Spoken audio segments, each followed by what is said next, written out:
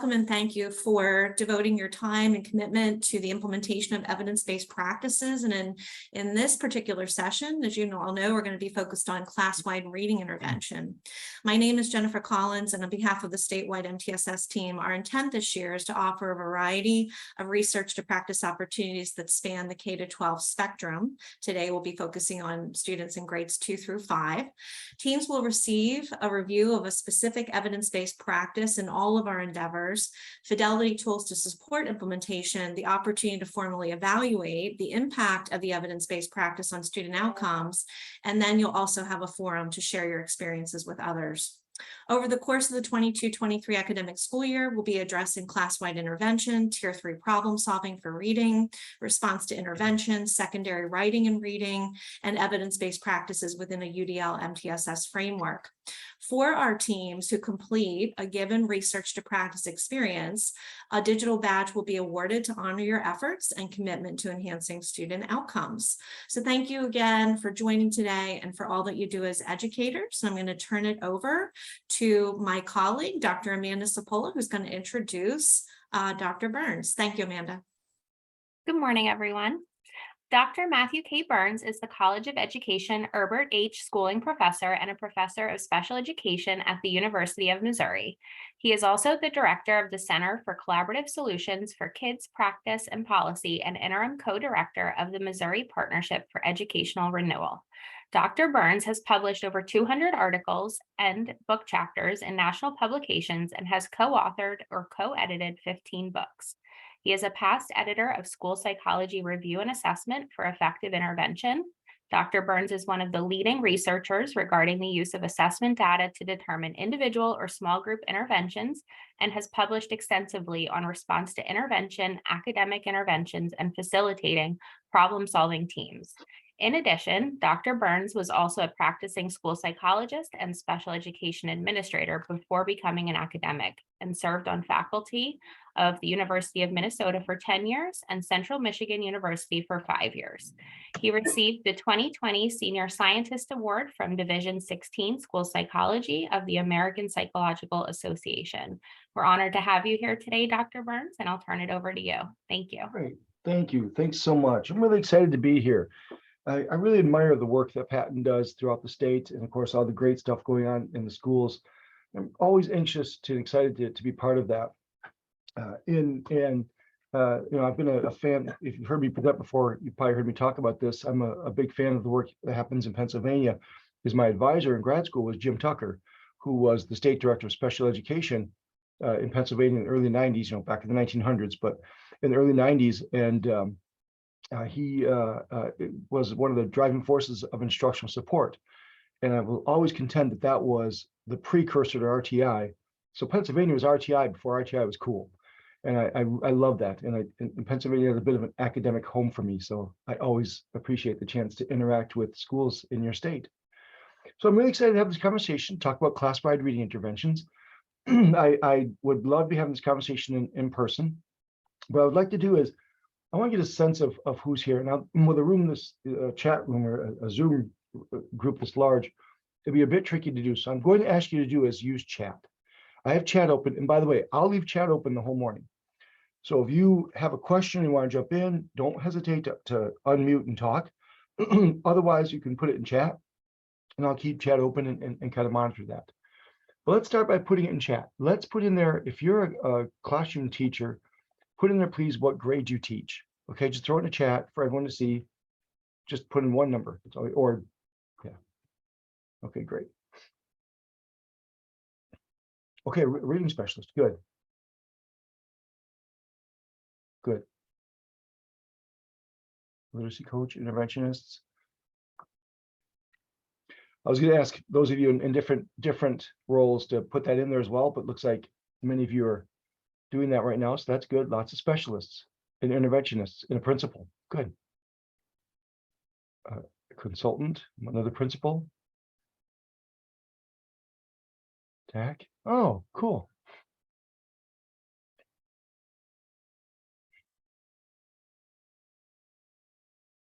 Okay, so lots of teachers, but lots of consultants and specialists, and about half and half, tax,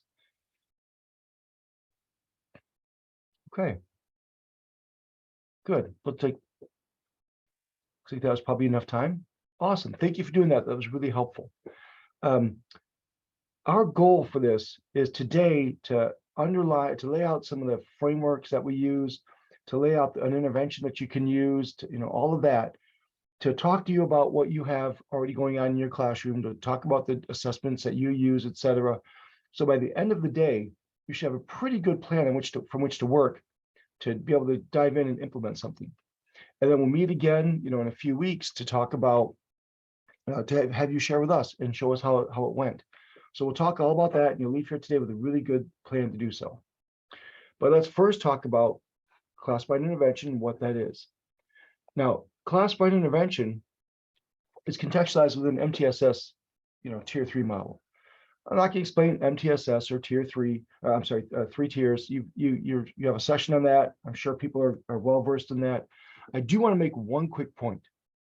So we know that 3 tiers, and it needs to become more intense as we progress through the tiers. But as we progress through the tiers, we collect data more frequently, and we collect data more precisely.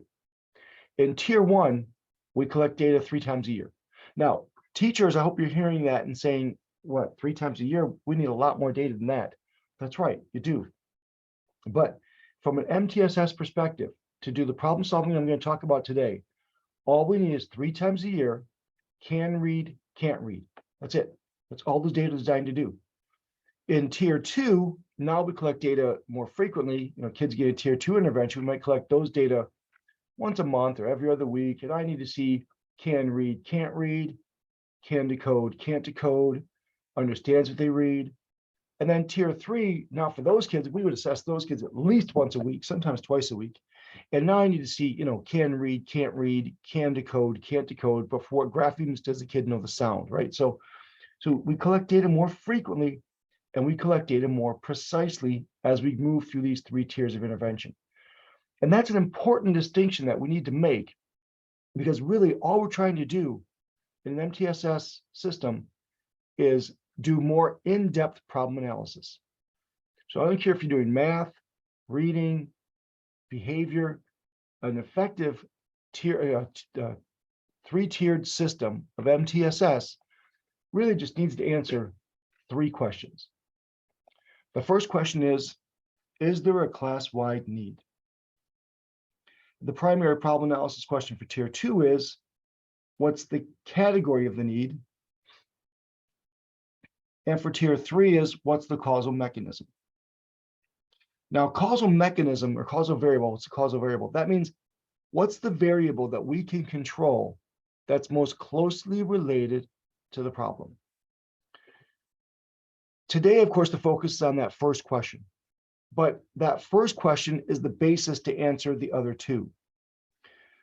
Think about it. If you have a classroom or a building, let's say a school building, elementary school, 500 kids, pretty typical size and makes the math easy on me. 500 kids. Let's say 40% of the kids need tier 2 intervention. And that's actually fairly typical, but if anything, it's a little underestimation. So let's say 50% of 40%. So 40% of 500 is 200. Okay. So a lot of schools which I worked, and a lot of schools which I work in some states, and this might be true in Pennsylvania, a lot of schools, when they start an MTSS system, their first move is to set up a tier 3 problem solving team. Okay, if I have 200 kids who need support, and my problem solving team meets once a week, meets for an hour once a week, and during that hour, we talk about 2 kids. There's 34 weeks that we meet in the school year. 2 times 34 is only 68. You run out of time. You can't get to all the kids. So you have to have a good tier 2 to have an effective tier 3. Got to get that number down to 5-10%. So in order to do that, you have to have a solid tier 2. Okay, so that means we have to find the category of the problem. Is it a fluency deficit? Is it a comprehension deficit? Is it a decoding? And target the interventions there. Now, I had this really scary moment in my life, which was a fantastic opportunity. I'm going to talk about press for just a second, but don't worry, the interventions I'm going to show you today are not they are part of this, but they're, let me show you how to do them without, you have to buy Press or anything. So Press is a reading intervention program. And it's a great one. I used to be at the University of Minnesota, and I was the co-director of the Minnesota Center for Reading Research. I was one co-director, and I was in educational psychology. And Lori Hellman was the other, and she was in curriculum instruction. And we're sitting around our office in Minnesota, and we literally get a phone call from Target, out of the blue, Target Corporation. At the time, Target Corporation was giving away $3 million a week in charitable contributions. I've said that number, I don't know how many times now, and it still blows my mind. $3 million a week.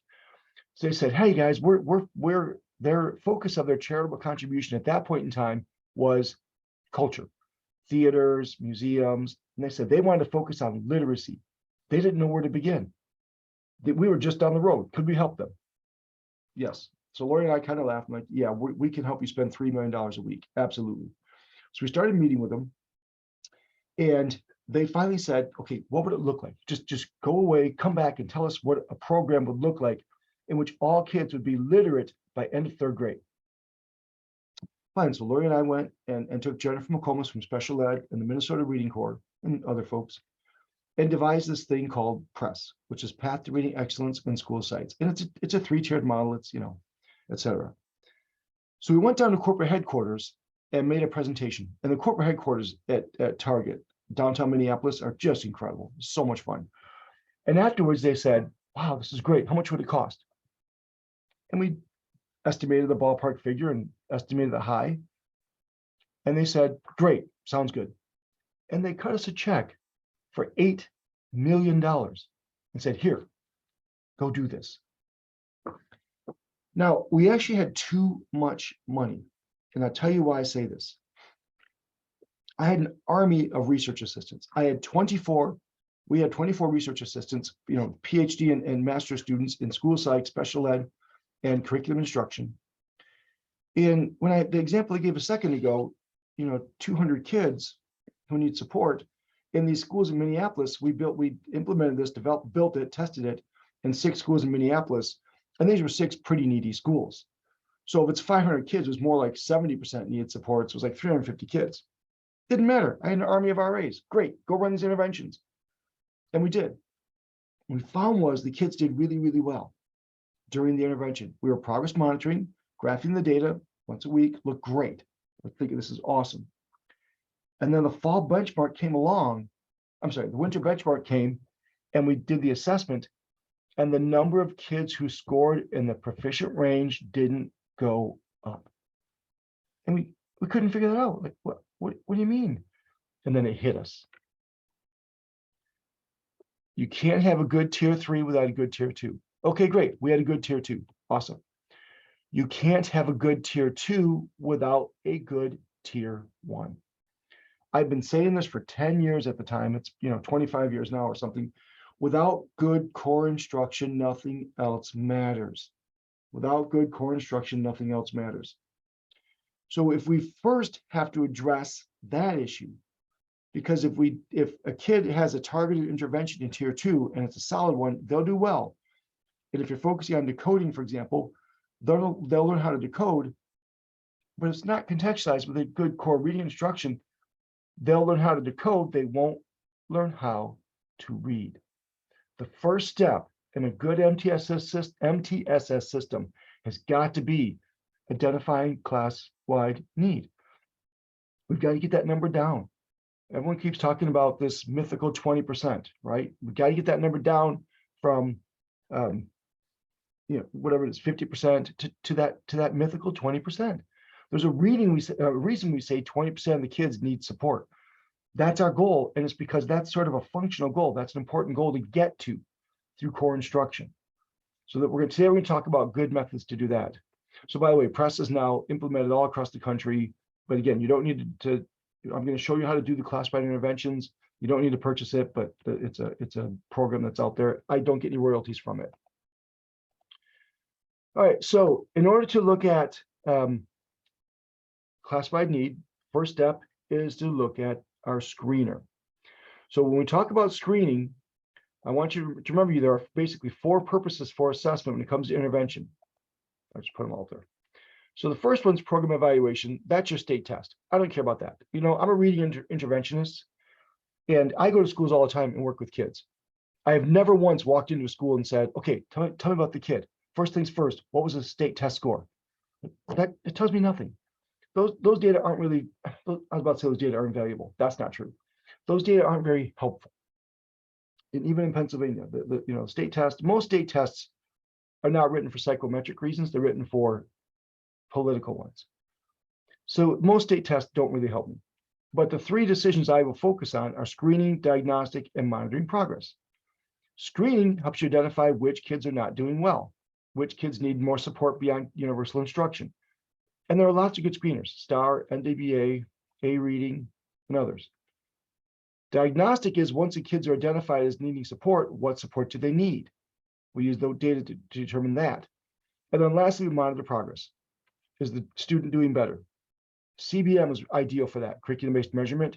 Curriculum-based measurement, the Ames-Webb, Acadians, Dibbles, FastBridge, those are all great.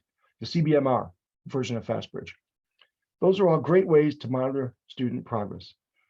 But we have to make sure our intervention, our assessment matches the decision that we're making. And we do a mismatch all the time in education. I'm going to ask you about your screeners in just a second here. But let's take a look at a common example. I don't know if any of your schools use Fontes and Pinnell, but let's talk about that for just a minute. The Fontes and Pinnell is a reading assessment. It's like a DRA. It's like any other thing. The Fontes and Pinnell benchmark assessment. We sit down and the kids read to us from graded level passages, and we use those data to determine what their kind of instructional level is, et cetera.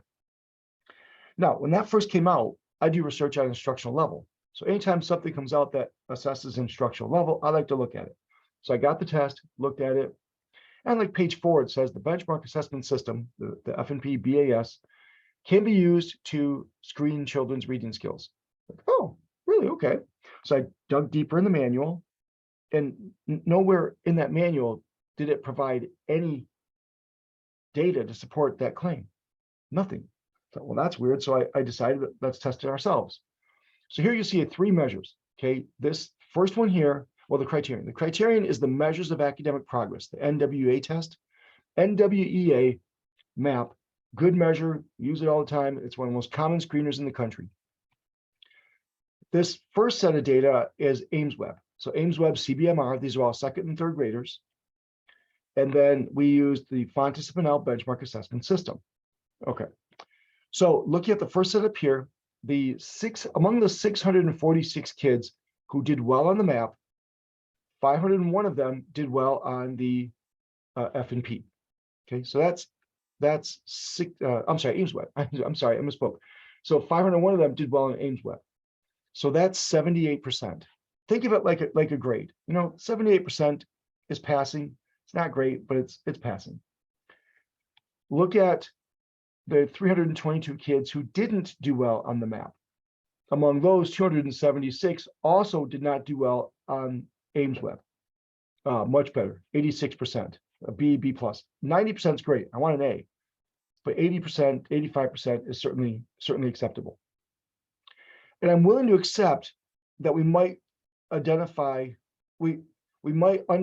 kids who are doing well, as long as we accurately identify kids who aren't. I'm okay with a kid getting an intervention that doesn't need it. We can't let a kid need an intervention and not get it. So of all these, I'm going to prioritize this. Okay, so this is pretty good. Overall correct classification, 80%. So for the most part, it works pretty well. Now look at the BAS. The BAS, among the 556 kids who did well on the map, 367 also did well on the BAS, which is 66%. That's a D. That's I suppose technically passing, but not very good. More importantly, among the 290 kids who didn't do well on the BAS, 90 of them, 90 didn't do well on the 290 didn't do well on the map. 90 of them didn't do well on the BAS, which is 31%. Like that's the lowest I've ever seen. We're missing 200 kids out of 3. We're missing 2/3 of the kids who need help. That's just not okay. And more, so the overall correct classification is 54%, which means you can buy this test, thousands of dollars, train every teacher how to do it, take 20 or 30 minutes per kid, or literally give each teacher a quarter, sit down with the kid, flip it, and you'll get it right just as often. Now, my point here is not so much to slam the BAS, but my point is it's not designed to be a screener. I don't care what they say. It's not designed to be a screener. It's designed to help drive instruction. Now, I would argue it doesn't do that very well either, but that's a different conversation. It's not a good screener. It wasn't designed to be a screener. We have to make sure that the measure we're using was designed for the purposes for which we're using it. STAR, NWA, FastBridge A reading were all designed to be screeners. They're also, the publisher will tell you can use them for other reasons. I don't trust those. I don't believe those. Like the STAR will tell you can use the domain scores to look at specific skills for diagnostic decisions. Those domain scores are based on item response theory, like literature is one, phonemic awareness is one, etc. So it's possible a kid can get a score in those individual domains with only taking one or two, or sometimes even zero items from that domain. So those individual subtest domain scores tend to be a little more unreliable than the overall score for individual kids. So if I say, wow, I'm looking at the data and this kid needs phonemic awareness, there's a good chance that's based on measurement error. If classroom teachers look at their data and say, wow, excuse me, on average, my kid's lowest score is phonemic awareness, well, that's different. That's okay. That's great. Getting your teachers to sit and look at the data that way and look at their average domain scores, that can be useful information. What I'm saying is it's not reliable enough to make decisions about individual kids. The domain score, the overall score, yes, the overall score is fine. It's good. It's very good. For all these measures, STAR, NWA, A reading, you get an overall reading score, and that's a good screener. Ames Web, Dibbles, Acadience, those can be good screeners too. Depending on how you use the data, those can be good screeners. Now, second through fifth grade, second, third, and fourth grade, CBMs, STAR, etc. Ames Web, Dibbles, Acadience work really well. Fifth grade and middle school, I would make a switch to STAR, NWA, or A reading. All right. Now that I've done that and told you what I think you should be using, tell me what you are using. So put it in chat, and you can send it just to me if you want, or to everyone, your choice. But please put in chat what your school uses as a reading screener. And if you don't do universal screening, then just say none. Okay. Okay, I'm seeing lots of STAR, NWA, Acadience, Dibbles, STAR and Acadience. Okay. Good. So many of you using, excuse me, NWA and Acadience, or STAR and Acadience, or Dibbles and something like that. That's actually not a bad model. I'll talk about that in a minute.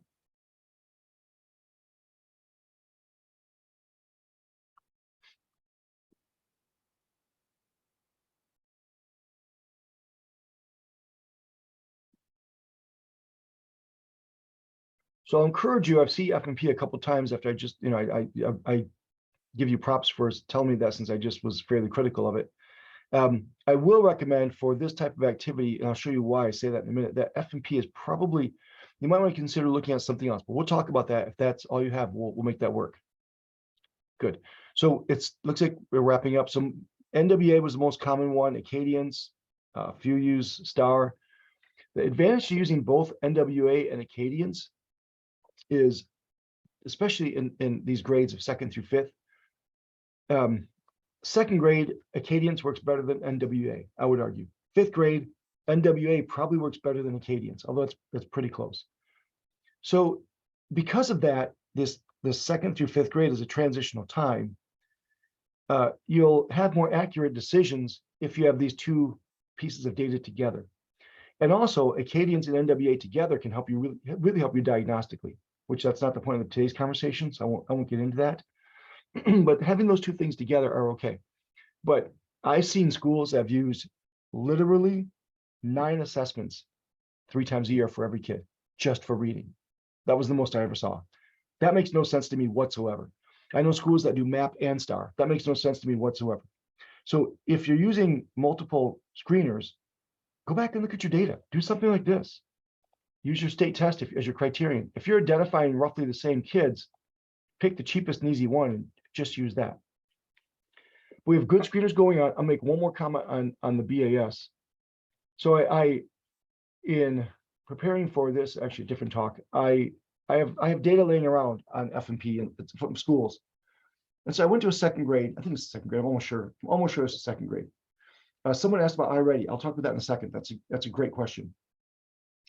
So I went and pulled the second grade classroom, literally just pulled one. Oh, no, I'm sorry, second grade grades. I wanted enough data and sorted by F&P level and picked the middle one, just pick G. And then, so I did no manipulating. I just sorted by F&P level and cut out a middle group of kids, 16 kids. And according to F&P, these kids have very similar reading needs. But look at the total data. How can a kid at the 19th percentile for MAP, reading 70 words a minute with 100% correct, reading 100% of the words correctly, have the same instructional needs as a kid at the first percentile, 17 words a minute, 77% correct? Or heck, this kid, 73 words a minute, I'm sorry, 73rd percentile, 80 words a minute, 98% correct, reading 98% of the words correctly. To this kid, for first percentile, 26 words a minute, 93%, or one. The variability in actual skill among the students labeled a G is alarming. So I encourage schools, if they're going to use F&P as part of the picture, that they at least look at other data to group kids. Because frankly, I would not group these kids together into one group. I could see at least two groups, if not three, of needs here. I might take those kids at the first percentile with really low accuracy, and that's one group. And then the kids, a little higher as another group. And then the high flyers, 27, 73, 17, 19 as another group.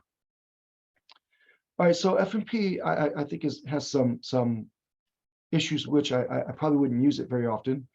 But somebody asked, Kate asked about iReady. So iReady is an interesting tool. It has so much potential. It's, as a screener, acceptable. It's not the best screener out there, but it's acceptable. I think NWA, STAR are probably better screeners. But what iReady does better than STAR or NWA is the diagnostic part. iReady does a nice job of identifying what the kids' needs are, and it was built to do that, so it does a better job.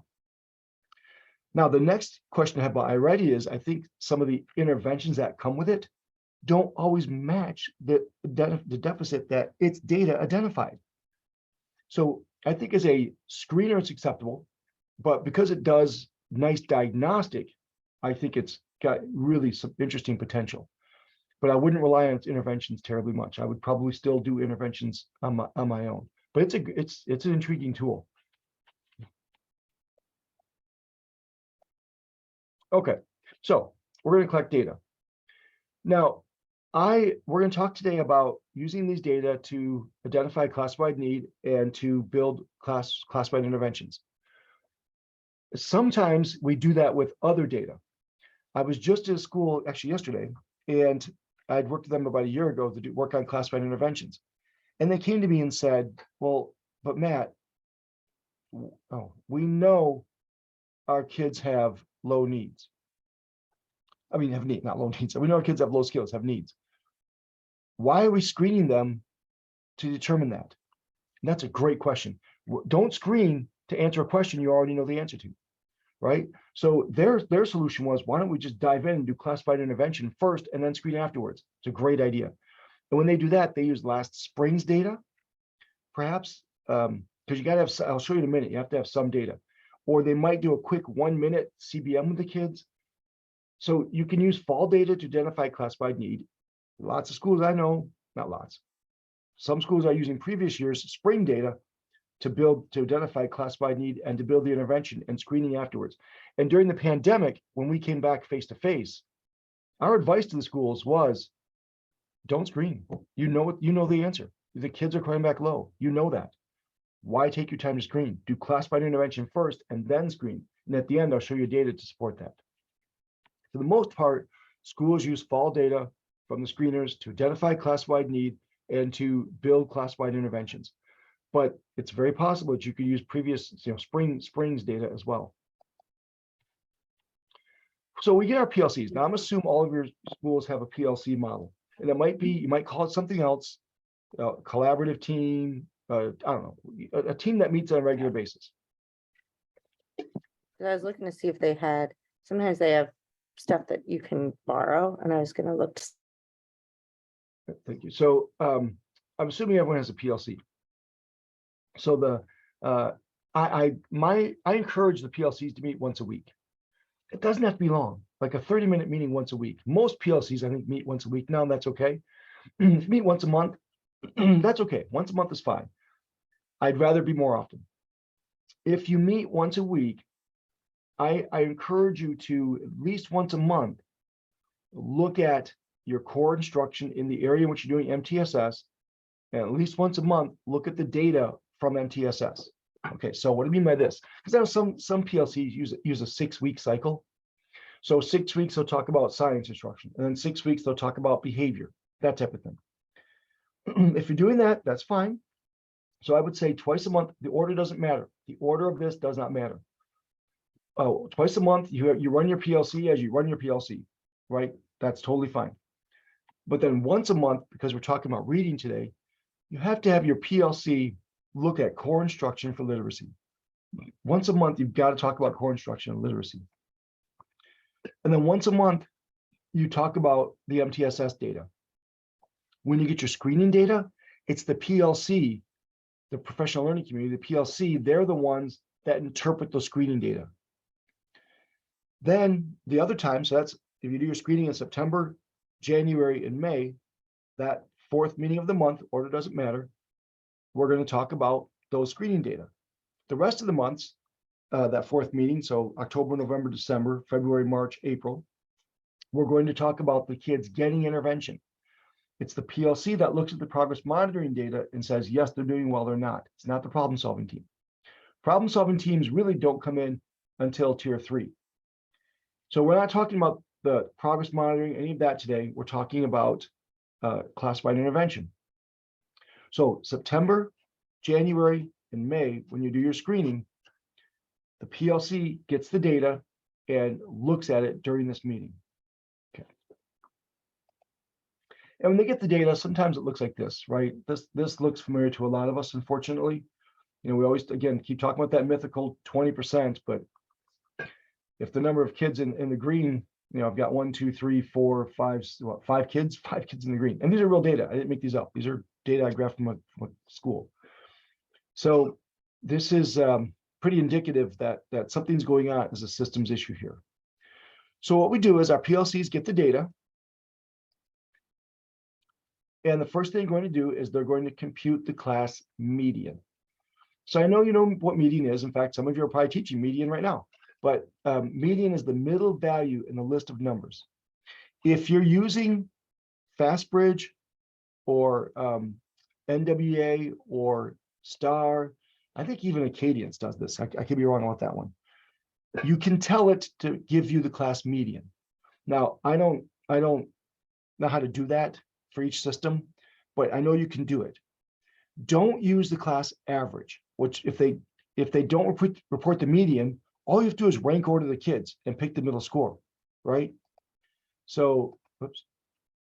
Here I have this group of kids, and so I will rank order them lowest to highest and just the middle score. So 1, 2, 3, 4, 5, 6, 7, 8, 9, 10. 1, 2, 3, 4, 5, 6, 7, 8, 9, 10. So 10 scores above, 10 scores below the middle score. So it's a 92. Simply get the class median. If there's 2 scores, if it's an average even number, then you take the 2 middle scores and take the average of those 2 middle scores. Okay, so in this case, 60 and 64. So the average of the 2 is 62. Okay, once you do that, you take your middle score and compare it to your benchmark. So these are Dibble's data. So for Dibble's, the winter benchmark is 101. The criterion is 101. All of you have your the NWA, the STAR has a score that is the cutoff for that time period. If your median is below that criterion, you have a class-wide need. This case, the median is 62. The benchmark is 75. You have a class-wide need. In fact, this one, because it's color-coded, I mean, all you have to do is look and see. The median is not in the green, so you have a class-wide need. I like to color code my data more clearly than red, yellow, and green. So you can see I do gradients, which I know is kind of silly, but so here the class median is not in the green. So this is a class-wide need. If you have this situation with a class-wide need, you have to do several things. You have a systems issue. Now, a lot of teachers, I've seen teachers get quite upset when I say there's a class-wide need in your school, in your classroom. I'm not saying you're doing something wrong as a teacher. I don't mean that, because I've seen some really good teachers still have class-wide need because you have a low group of kids. If you have a low group of kids, we have to make sure we're addressing those needs. Okay. So first step is to compute class median. So this, again, these are Dibble's data. This is second grade. So we have any kid less than 91 needs a small group intervention. So 1, 2, 3, 4, 5, 6, 7, 8, 9, 10, 11, 12. Now, the reason you do class-wide intervention first is you've got 12 out of 23 kids who need small group, who need a tier 2 intervention. Can't run a tier 2 intervention with 12 out of 23 kids. So the first thing we do is we're going to rank order the kids and pick the middle score. All right, so take a look at those data and try and estimate what you think the median score is. Okay, there's 23 kids. What do you think the median score is? I'm gonna ask you to chat it to me, but do me a favor, don't chat it to everyone. And where it says, where you can click on it, click on where it says everyone in the chat box and switch it just to me, switch it to Matt Burns and send me that. Send me what you think the class median is. So look at these data and figure out which score, which word read correctly per minute represents the class median, okay? And send that to me. Put it in chat.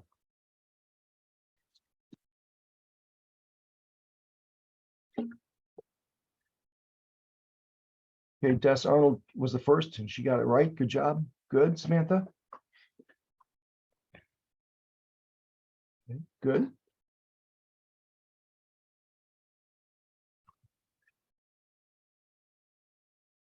All right, good.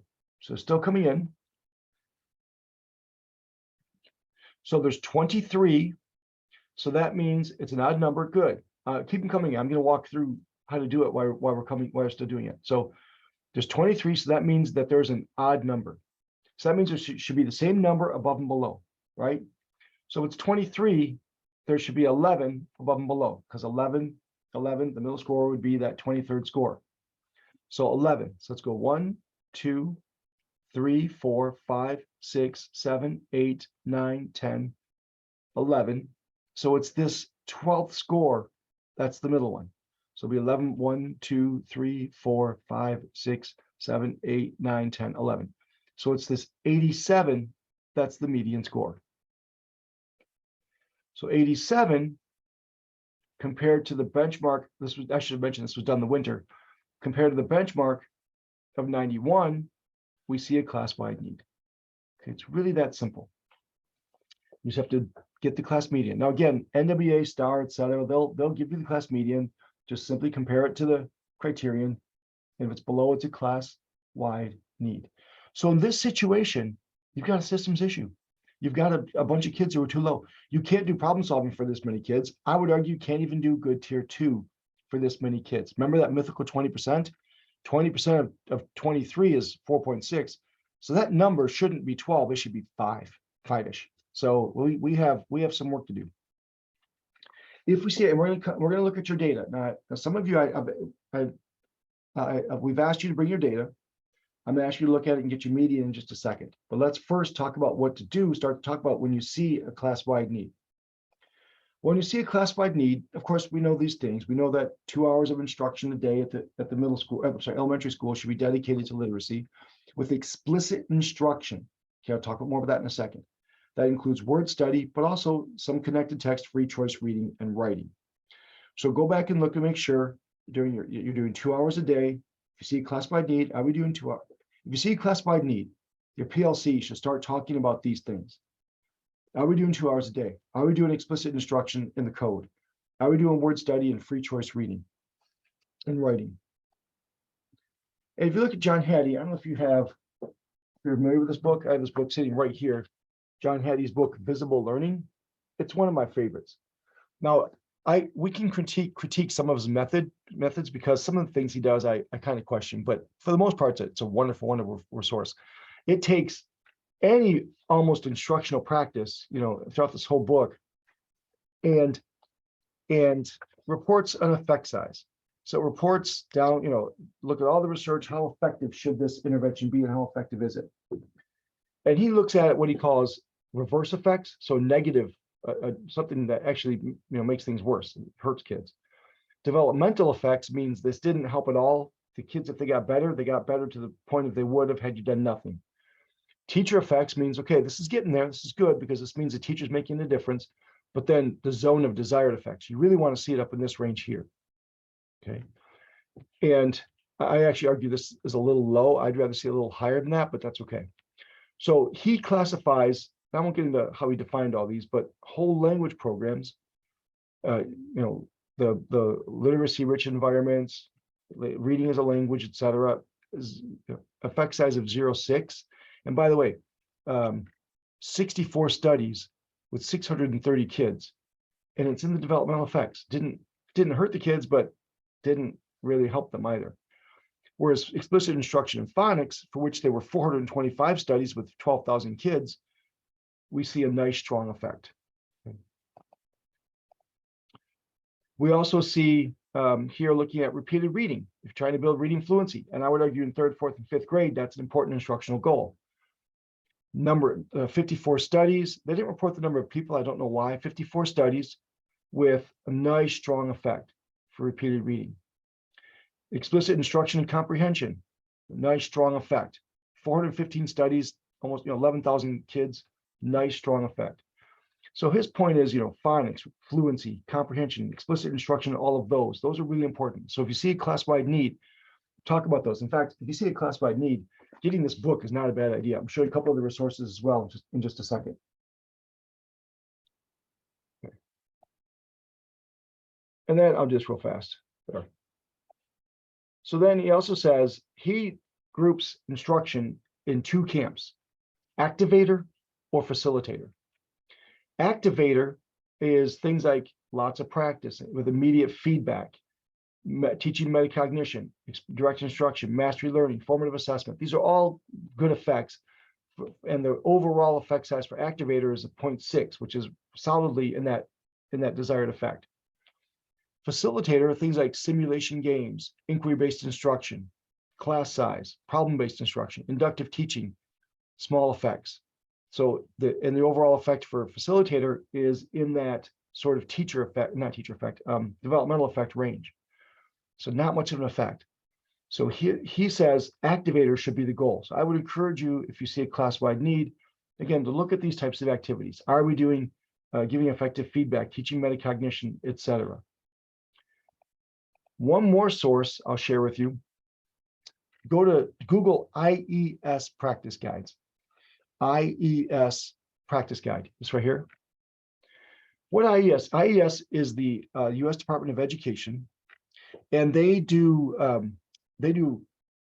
one thing that's really awesome. They get together researchers around particular topics. You see 3 examples: foundational skills to support reading for understanding kindergarten through 3rd grade, teaching academic content to English learners in elementary and middle school, improving adolescent literacy. I just pulled 3 that dealt with reading. There are many others. I put the adolescent literacy one in there because if you're in 5th grade, a 5th grade teacher, some of those practices are ones you could consider as well. But they get together researchers around these topics and they look at all the research and they say, this is what we need to do. And then they write a PDF that has a few recommendations. So this is the one I pulled from the practice guide 21, which is foundational skills to support reading for understanding through 3rd grade. And there's things like teach academic language, which has minimal evidence. Develop awareness of the segments of sounds, strong evidence. Teach students to decode and analyze words, strong evidence. Ensure each student reads connected text every day, moderate evidence. Now you then click on those and they give you really detailed step-by-step directions on how to, not directions, but guidance on how to make sure you're doing those things. So if you see a classified need, look at that website. Like I said, there's like 30 of them. Pick a topic that's relevant to your grade and your situation as your PLC. Look at some of these recommendations and pick a couple that you could try and infuse. Pick a couple you could try and infuse into your instruction. It's a great resource. And that's all free. It's all free PDFs that you can download and use. All right. So if you see if you see classified need, PLCs are going to start talking about good core instruction. Are we doing the 2 hours a day? Are we doing all the things we know makes evidence-based instruction?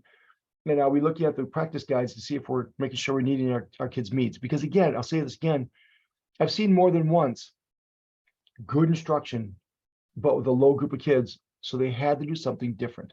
They had to say, wow, these kids are lower than we usually have had. So we need more instruction on word study. And so this practice guide can help you think of ways to do that.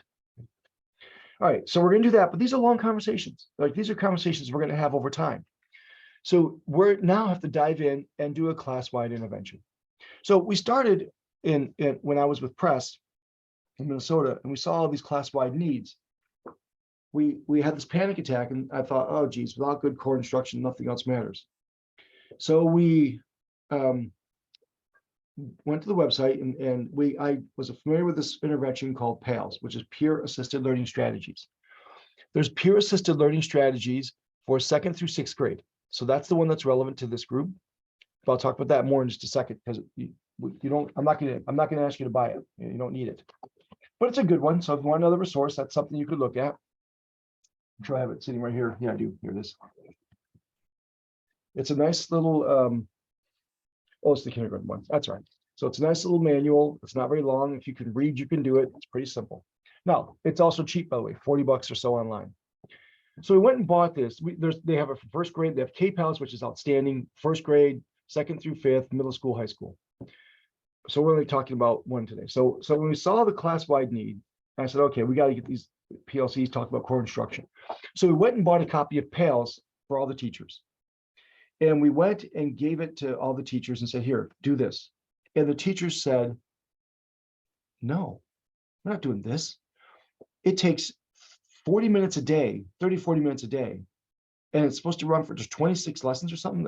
How many lessons? It's supposed to run for weeks. Like, no, we're not going to give you that kind of time. So we had a panic attack again, because they're refusing to do it. Went back to our offices and said, what did we do? What did we do? What really matters? Okay, so when you look at PALS, what really matters is partner reading and paragraph shrinking. So let's go back and look at partner reading and paragraph shrinking and deliver an intervention that addresses that. Okay, so let's do this.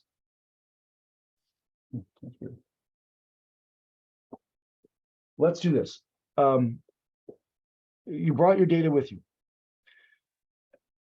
Take a look at your data. Now, if you're a classroom teacher and you have your classroom's data, great. If you're a specialist or a consultant, you have somebody else's data, that's totally fine too. But look at your data and look at your individual class median, okay? If you may need to ballpark it, because if you don't have the data electronically and you can't sort it or whatever, that's okay. But look at your data and put in a chat just to me, not to everyone, just to me again, if your class median represents a class-wide need. You can tell me what your median score is. I won't be able to interpret it. So look at it and tell me if you think there's a class-wide need in your classroom right now.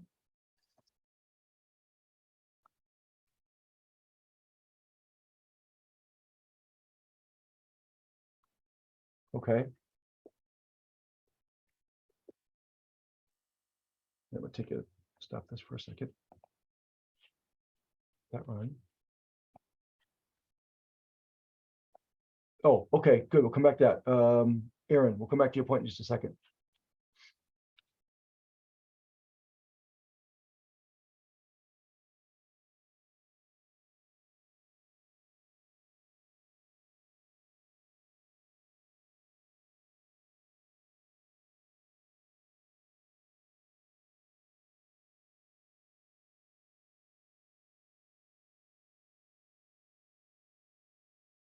Still waiting on data.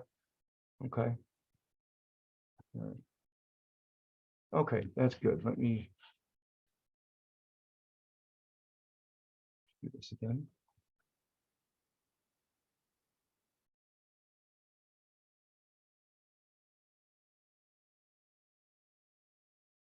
Okay.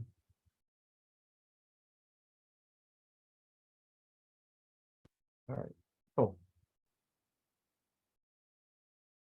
Oh, okay. Thank you, Corey. All right. So some of you don't have your data yet. That's totally fine. Hopefully you have data from last year or something like that to pair kids up. Someone, who was that? I should have written down the name.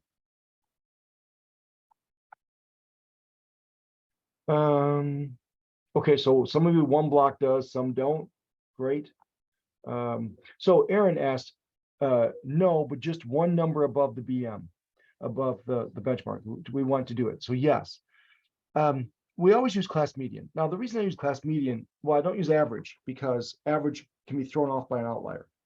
So all it takes is one or two kids, reading at the first percentile or 0 words per minute or something, and your average can be thrown off pretty badly.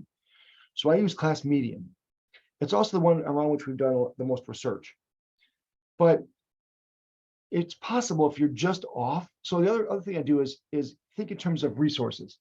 So if you have 20 kids, 25 kids in your classroom, I'll come back to your question, Stacy, in just a second, and Grace. If you have 25 kids in your classroom, so the median is the 13th score, 12 above, 12 below. And let's say your median is the 13th score and it's above the benchmark criterion, but the 12th score, right, it used to be the 14th. The 14th score, nobody the 12th score isn't. So that would mean it's possible for your class median to be above the benchmark criterion, but you still have 12 kids that need intervention. That's too many. That's too many. So if that's the case, I'm still going to do a classified intervention. When in doubt, do a classified intervention. Now, some of you have said we don't have the data yet. I still think doing classified intervention beforehand is okay. All right, let's see. So questions. Do you always use OR words correct to find the median? I'm assuming, oh, thank you, Stacy. Important question. She said that they use Acadience, which gives you a composite score. Thank you so much for asking that. The composite score is the better screener, 2nd through 5th grade. Composite score is usually the better screener. So use the composite score to identify class-wide need. Now, you'll probably then use oral reading fluency to do everything else, but you can use the composite to identify class-wide need. Thank you for asking that. I'm so glad you asked that. And Grace asked oral reading fluency scores or scaled scores. If that's a reference to MAP or STAR, use the scaled scores. Okay, that's the better measure.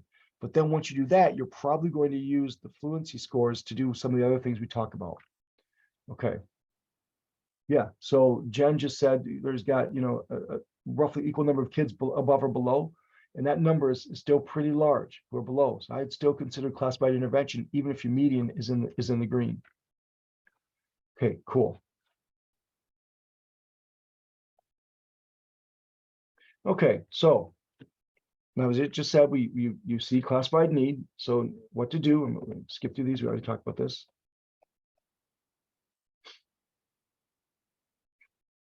All right, so what we're going to do is this, and this is why I argue when you're done with your composite, I might use something like this. I might use reading fluency, okay, in this case then, or don't use the composite, use the oral reading fluency score, the DORF on Dibbles, which is the worst name in the history of testing. Who thought of calling ORF DORF? It's got to be just, or maybe they did it on purpose because they thought it was funny. All right, so we'll take our classroom when we see a classified need and cut it in half. Okay. Now I'm going to talk about low half, upper half, all that kind of stuff. I'm really sorry to do that. I don't like to think of kids that way, but for this conversation, I'm not sure how else we would do this. So we're going to take the classroom and cut it in half. And the reason we do so is we have a lower half and an upper half. Okay. So these kids are the lower readers. These kids are the better readers, the higher readers. And we're going to create heterogeneous dyads. Now, research on grouping shows that grouping can really be effective. Homogeneous grouping is important because that's how you group kids by skill. Homogeneous grouping has to be done by skill and has to be flexible. And then you can target what the kids need and you can give immediate feedback. It's great. But lower kids, the low readers, grow more from heterogeneous grouping, not homogeneous grouping.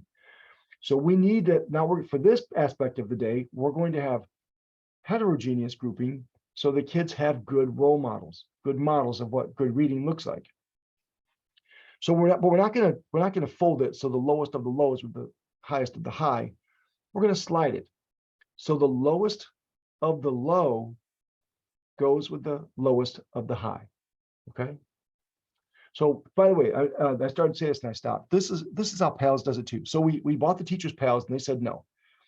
So we had a panic attack and said, what do we do? So we thought, what matters most? What matters most is partner reading with paragraph shrinking. So we got rid of everything else. We went to teachers and said, look, do what I'm about to show you. Do it for 2 weeks. Just do it for 2 weeks. At the end of 2 weeks, we'll sit down and talk about it and see what worked and what didn't and figure out how to move forward.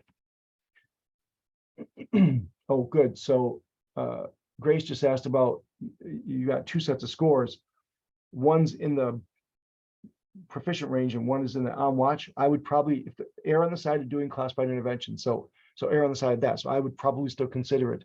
Even though one scores above and one's below, I would still consider this being a classified need. So we cut the group in half and we take the lowest of the low, put that kid with the lowest of the high. So this dyad will be student A and student K. This dyad will be student B with student L, second with second. Third lowest, student C with the third lowest of the high, student M. So student C and M, which is 47 words a minute and 78 words a minute. All the way down until we get to this last student J gets matched up with student U. So there's heterogeneous grouping, but there's it's not crazy. We're not matching the lowest of the low with the lowest of the high, the highest of the high. Okay. Now, yes, so Jamie, will this help the higher learners to grow? The reason I say, I'll tell you, there's 2 reasons why I want the high kids in here. I should just put these data in. Number 1, I need good readers.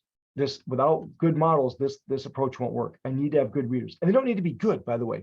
Like student K is in the red, but he or she is a much better reader than student A. So it doesn't have to be good, just has to be better, like a good model. So I need good readers. Number 1. Number 2, we've got data to suggest that even the higher readers are actually the ones that grow the most. We see lots of growth for those higher ones. So yeah, we do see growth for the higher ones. I'll show you data to support that in a few minutes. But having said that, I can absolutely understand that you've got a kid off the charts. Okay, I've got one kid maybe who, if this is reading fluency data, instead of a 141, it's like a 190 or something like that, just off the charts.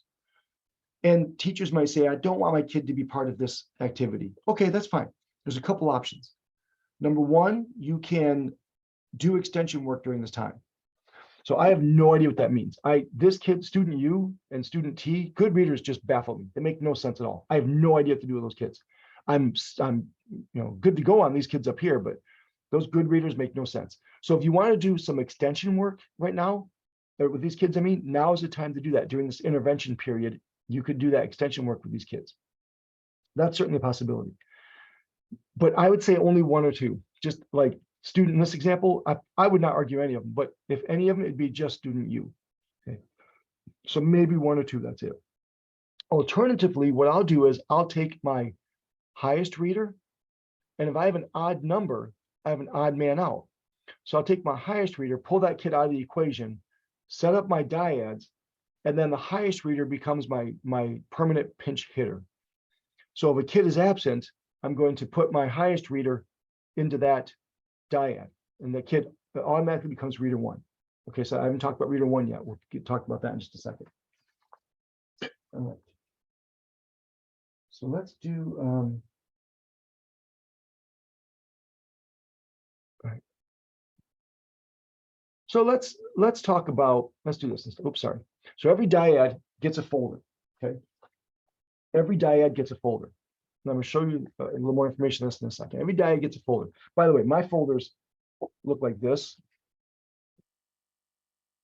I write on it team A, team B, team 1, team 2, and then reader 1, reader 2. Okay, so every dyad, so team A, student A and student K, student B and student L, student J and student U, they get a folder. And on it, we write the team name and we write down reader 1, reader 2. Now, my student, Monica Ramiro, was a fabulous person who's finishing up this year. She just did a study. She just did a dissertation on classified intervention for kids who are emerging bilingual. And it's wonderful data. Her folders are much nicer than mine. And she uses a nice shiny folder and she puts, you can see right there, the team name and reader 1, reader 2. What's nice is she puts it on a piece of paper and you can put the piece of paper in here. So if you ever have to switch a folder, you can just replace the sheet of paper, whereas I'd have to get a whole new folder when I do it this way.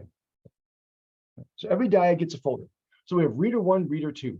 Reader 1 is always, always, always the better reader. Reader 1 is always, always, always the better reader. So in this dyad of student A and student K is reader 1, student A is reader 2. And student B and student L is reader 1, student B is reader 2. And this one, J and U is reader 1, J is reader 2. So if you use a pinch hitter model, you have your highest kid, you pull that kid out, and he or she fills in for a kid who's absent. They fill in and automatically take over as reader 1 because they're the highest reader in the class. Could you put a new label sticker on the paper folder? Yeah, you could. You could put a new sticker over it. Yeah, absolutely. I'm just not as I don't know, artistic's not the right word. I don't do a good job of this type of stuff. But yeah, any of these are great. The one thing I like about this, though, I will say the advantage of this is you can write on this. So I don't do this very often. We'll talk about behavior in a few minutes, but sometimes I'll walk by and if the kids are doing what they're supposed to be doing, I'll put a little check mark right on their folder. So you can't do that with this. You have to put like a sticky note or something like that instead. All right, so every reader 1, reader 2 gets a dyad, and we say, okay, kids, partner reading time. Reader 1, they don't know that reader 1, we don't tell them. They figure it out, I'm sure, but they don't know that reader 1 is the better reader, or reader 2 is the weaker reader, the lower reader. We say reader 1 and reader 2, you have jobs. Reader 1, your job when we start this is to go pick up the folders. We keep the folders somewhere in the room, and the kid walks up, reader, okay, kids, partner reading time. Reader 1 walks up, picks the folder up, while reader 2 finds a place to work. Then they open it up, and reader 1 always, always, always goes first. There's no arguing about it. We just picked it. Reader 1, you go first. Reader 2 always, always, always goes second. And at the end, reader 2's job is to put everything away. Okay, so reader 1 picks it up. They go first. Reader 2 goes second and puts it away. They have jobs. We picked it. There's no arguing about it. You get what you get. You don't throw a fit type thing. This is your job. Go. Okay. All right, so every dyad is a folder. Reader 1, reader 2. In the folder are a couple of things. We've got an error correction procedure. And again, Monica puts it in these nice little sleeves. I don't do that, but nice little sleeves. Got error correction procedure reminder, which we'll talk about that in a few minutes. And a reminder about how to do paragraph shrinking. We'll talk about that in just a few minutes as well. So we have those things here. But more importantly, on the other side are a bunch of passages written at reader 2's instructional level. That's an important point. Written at reader 2's instructional level. Now, these are from readworks.org, and you can see there's 2 copies of every one. 2 copies of every one. Okay. Reader 2's instructional level. Reader 1's going to read this first, and while reader 2 follows along. Talk about that in just a few seconds. But let me talk first about this. So we have passages at reader 2's instructional level. Okay, let me pull up a website to show you. Excuse me.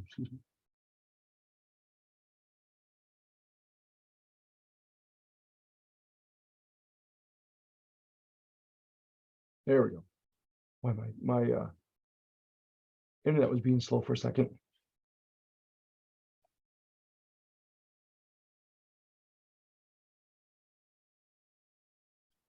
Okay.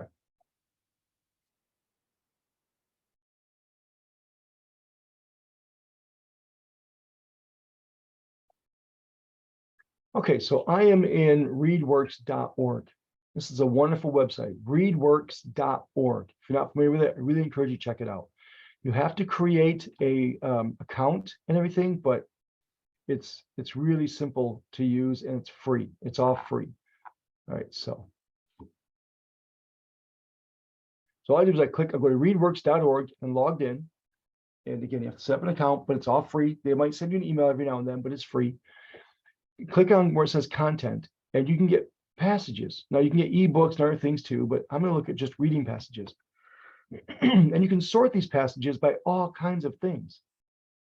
You can sort it by grade level, you can sort it by topic, you can sort it by collections, type of text, but what I'm really focusing on here today is Lexile. Get a Lexile ranking. Star gives you a Lexile, A reading, all of these give you a Lexile. You don't have to use Lexile. I need to determine reader two's instructional level. However you do that is probably fine for this activity because there's going to be some nice scaffolding. But if you have Star, etc., and NWA, and you have a Lexile score, you can use that to find reader two's instructional level. So let's say the reader two's instructional level Lexile was 350. I'm making that up. I'm going to set my Lexile plus or minus probably 50 points. So I'm going to do 300 to 400.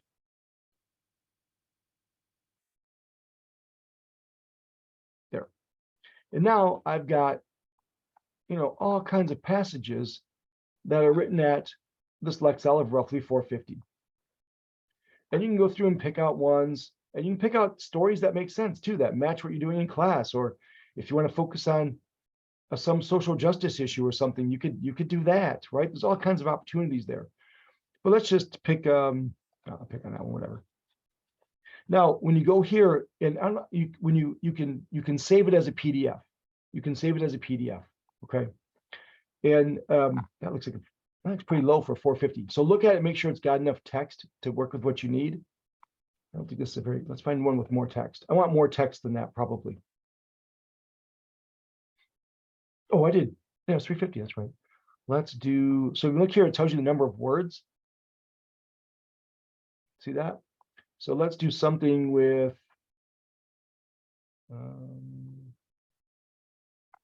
boy, these are, I might have picked a pretty low Lexile. Yeah, that's better. That'll work. Okay, that's good. All right, so pick something with enough text for it to make it work, and then save it as a PDF. And then you can either print it, or some teachers give the kids two iPads and or they have devices, and they get a Google Drive and put all these passages in there. That works too. I've never studied it that way though. I want to say really carefully. We've studied this, I don't know, 5-10 times now, but we've never studied it using it virtually with an iPad. So I know teachers have done it and I've seen their data and it's great, but I've never done it myself. All right, so you go here, save it as a PDF, and then put that PDF here. And so the PDFs tend to look like this. Now she printed it in color. You don't have to, obviously. Yeah, okay. Sometimes you have shorter PDFs, because maybe your Lexile is low. So sometimes you get like a little book looking thing like this. So Monica chose to print the actual little booklet and make a little booklet for them to use. But there's 2 of every one. So reader 1 and reader 2 each get 1. Oops, sorry. Reader 1 and reader 2 each get 1. So I recommend readworks.org. It's free, it's wonderful. You can use it lots of different ways. Dr. Burns, is it possible we're not seeing you shift your screens? What are you not seeing now? I think you were showing a PDF and you were sharing something else. I can still see the site that you were on. Oh, that's okay. No, I was showing the PDF in the camera like this. Do you see that? Here, let's do this. No, actually. Thank you. I don't know if anyone else does. Thank you. Here, thank you. Oh, thank you. Thank you. That's it. Thank you. So they look, thank you for telling me. So they look like this. Okay. And there's 2 for everyone. Sometimes it's a booklet like this. And so Monica chose to put it together as a little booklet, which takes more time. Frankly, I would just kind of skip the booklet ones, and then each student, there's 2 copies. So each student has one to read, and while reader 1's reading, reader 2's following along, and then it's reader 2's reading, reader 1's following along. Okay. Good. Does that make sense? Other questions about that? All right. So every dyad gets a, every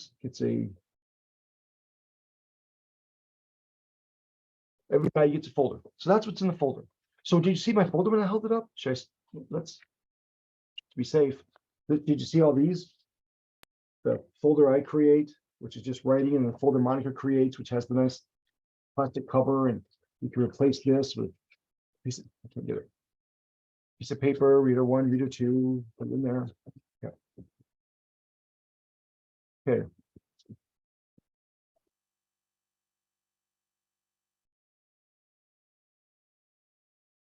Okay.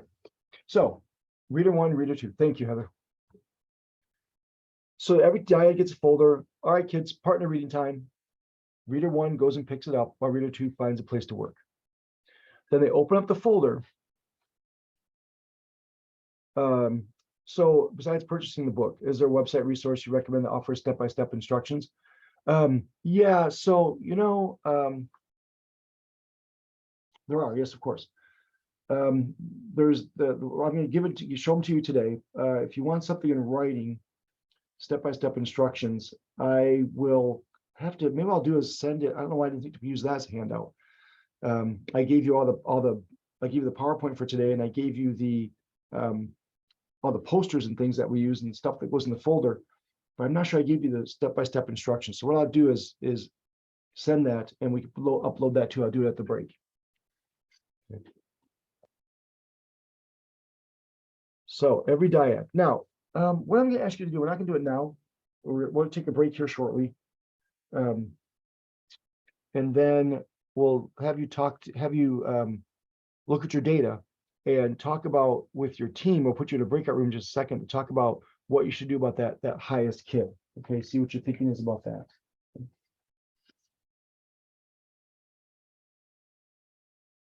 All right, so I want you to understand the intervention before I ask you to have that conversation.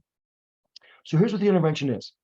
Okay, kids, partner reading time. They sit down, reader 1 pulls out the first passage, and they read out loud while reader 2 follows along.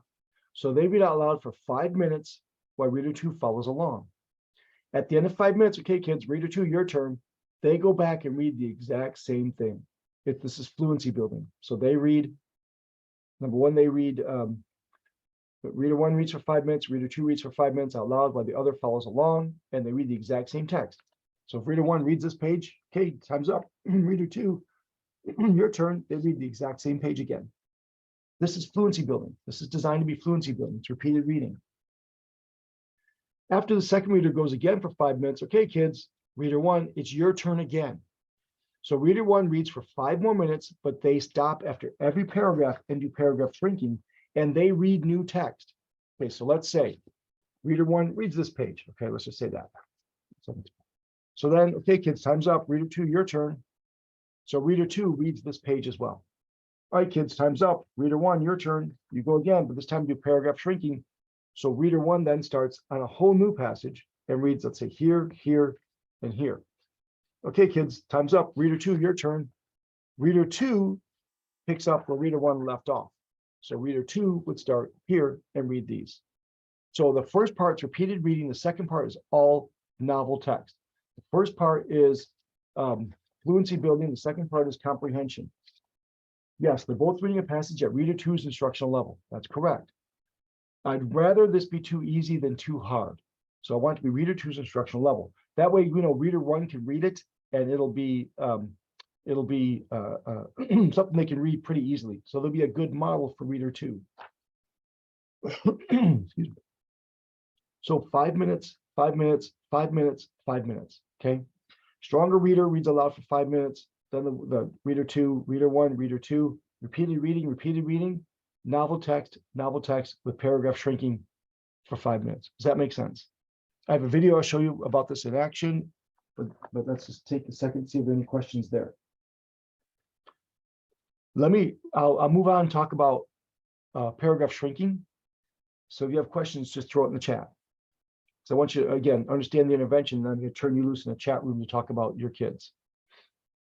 Okay, so paragraph shrinking is pretty simple. Paragraph shrinking is you name the most important who or what in the paragraph, tell the most important thing about the who or what, and say the whole thing in 10 words or less. Okay. So I'm going to pick a passage here. I just grab one of the ones I just had in my hand. And I'm going to pick a short paragraph. Oh. Okay. I'll pick a short paragraph. I'm going to read this and then do paragraph shrinking. Baseball is not America's national pastime just because it was invented there. It also brought American people together in the 1800s and 1900s. Like now, the country back then was filled with different groups of people. These people came from different places. They all had different backgrounds, but almost everyone could play, watch, or talk about baseball. Okay, the most important who or what is baseball. But the most important thing about it is baseball brought together people from different backgrounds in different places. So I'm going to say all that in 10 words or less. And we literally teach the kids to put their finger down. Baseball brought together people from different places and backgrounds. That's it, 10 words or less. So we have to model that for the kids. And we do it as I just did. We read the paragraph and I stop and think, the most important who or what is this. The most important thing about it is this. And now I'm going to say all that in 10 words or less. Okay? And it's okay to make a mistake. Like I would say, let's see, the most important who or what in this paragraph, which I didn't read to you, is Thomas Edison. The most important thing about that who or what is, let's see, he grew up on a farm, but he didn't like working on a farm. He wanted to work with machines. Okay, see all that in 10 words or less. Thomas Edison didn't like living on a farm. He liked, Thomas Edison didn't like farming. He liked working with machines. Good. Okay.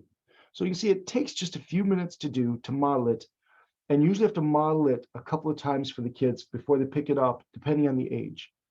Older kids, sometimes pick it up faster than younger kids. So we do, again, 5 minutes, 5 minutes, 5 minutes, 5 minutes, fluency building, same text, new text, novel text, paragraph shrinking after every paragraph. Now, meanwhile, the other reader is going to do error correction. So if a kid doesn't know, oh, thank you, Lauren.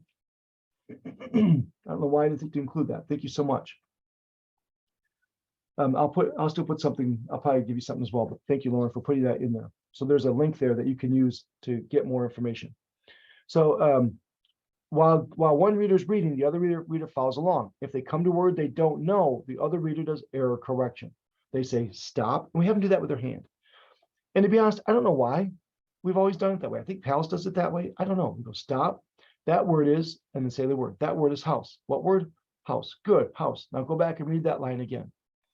Now, this is reader 2's instructional level. So reader 1 should be able to read it no problem, with very few errors. But and the reader 2 might make a few errors that reader 1 should be able to easily correct. If neither kid knows the word, they raise their hand and the teacher comes by. But the teacher still does this standard error correction. Stop. That word, don't say stop, but they say that word is house. What word? House. Good. Now go back and read that line again. Okay, so they still do standard error correction. And our timeline is basically this. We collect pre-test data. We'll talk more about that later. Day 1, we train the kids about how to do partner reading. So day 1, we practice this. We practice reader 1. We tell them who's reader 1, who's reader 2. We practice reader 1 picking it up, reader 2 getting a place to work, and then they practice partner reading and error correction. Show them error correction. They practice it. That's it. It takes 15 minutes first day, but we practice the procedure of reader 1 picking it up, and then reader 2 finding a place to work, and then reader 2 putting it away. We practiced that a couple times, even with 5th grade. Honestly, we're not talking about middle school, but even with middle schoolers, we still do this. Day 2, we show them paragraph shrinking. Day 2, we introduce paragraph shrinking and have new partner reading paragraph shrinking. And then day 3 through 10, you're up and running.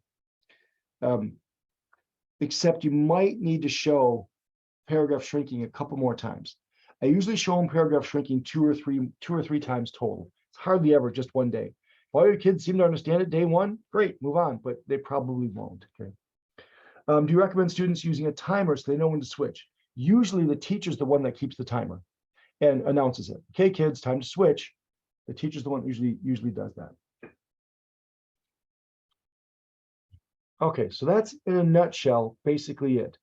I'm going to show you a video. Now you'll see a 1st grade option up here. I've always worked in second through eighth grades with what I'm about to show you, what I've just shown you in the video I'm about to show you.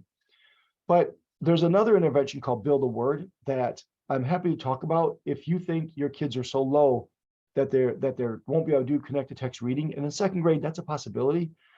It's not likely, but it is a possibility. So if you're interested in that, let me know and I'll show you that video and take just a few minutes talking about it. You can just chat me if you're interested in that. But for now, I'm just going to show you this video. Oops. Oh, there we go.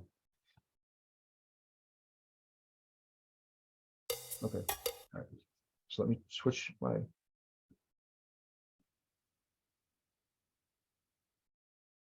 Let me switch my screen.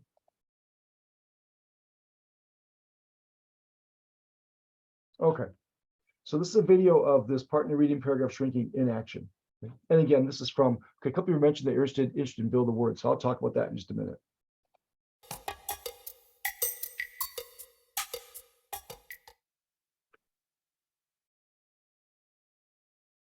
There's no sound right now, so don't worry.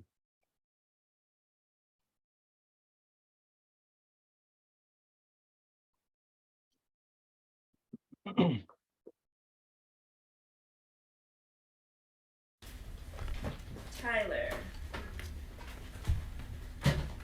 Page Oh, H. by the way, I forgot to mention this. So I use passages. I use passages because they're easier. I use passages because they're more tightly controlled. If this is supposed to be reader two's instructional level, the likelihood of all of this being at reader two's instructional level is much better than a book, right? Because the books, the difficulty can fluctuate.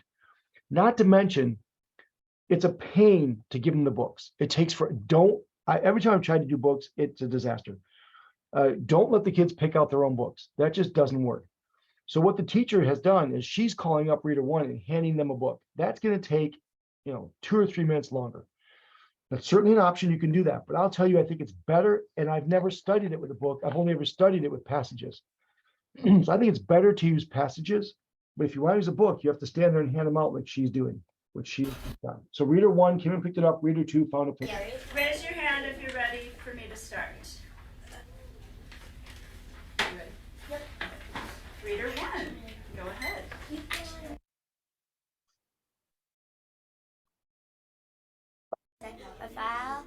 Raphael and Antonio agreed. After dinner, they cleaned up. They put the food high up in the tree. Nobody wanted the bear to come back. It got dark fast. The Sylvias looked up at the stars. There were thousands of them. Go back to where reader one was. Good. Chapter 8. Air was faster. Raphael grabbed the pepper spray. Then he tripped over a rock. Raphael dropped the pepper spray. Works, said Franco. That stuff. Okay, she's hard to hear, but she said, stop that word. I think she said 2 words, that stuff. What word? That stuff. Okay, go back and read that sentence again. She did error correction nicely. That stuff works, said Franco. No sign of the bear. What is the danger of these huge amounts of rain? Floods, hurricane floods, cause tremendous damage and loss of life. Also, Okay, the other modification I make is I don't do there's a retell. We used to do a 1-minute retell for reader 2. We don't do that anymore because it takes up time and there's really no benefit. We didn't see any benefit in doing the retell. I don't love retell anyway. I don't think it's a very useful approach, but we just didn't see much value in it, and the data didn't support keeping it, so we cut it. So we don't do retell anymore. You certainly can. That's on the table if you'd like to, but we don't do retell anymore. So what's going on?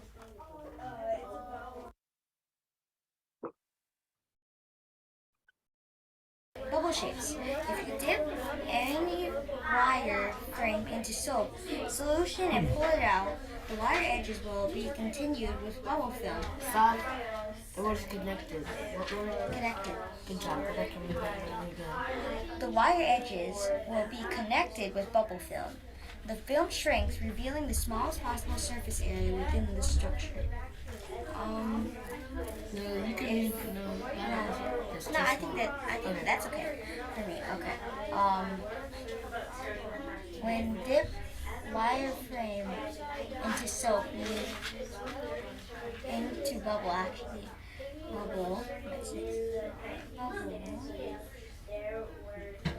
The film goes around. I think that's it. I could go. And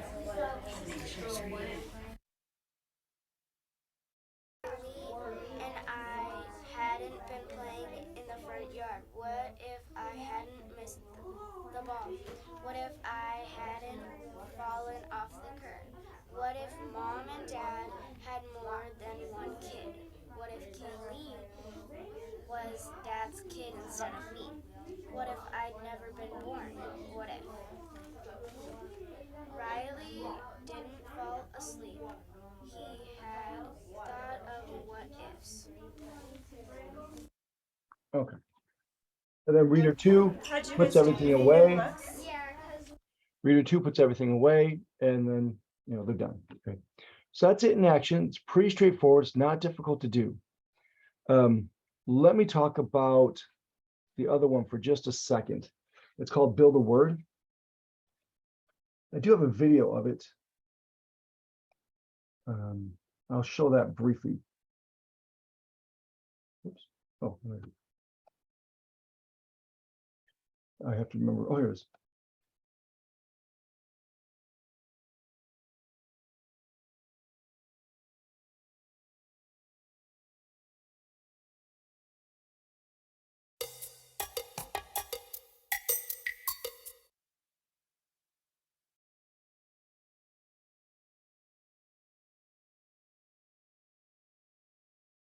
All right, good morning, boys and girls. Let's go through the letter sounds. What sound does this letter make? I have to comment on that. Don't let them say ka. Don't let them say ka. Correct them. It's k, not ka. You don't say, I know it was K, but you don't say ka at, it's cat, right? So correct them on that. I love how she starts with a review of letter sounds. That's great.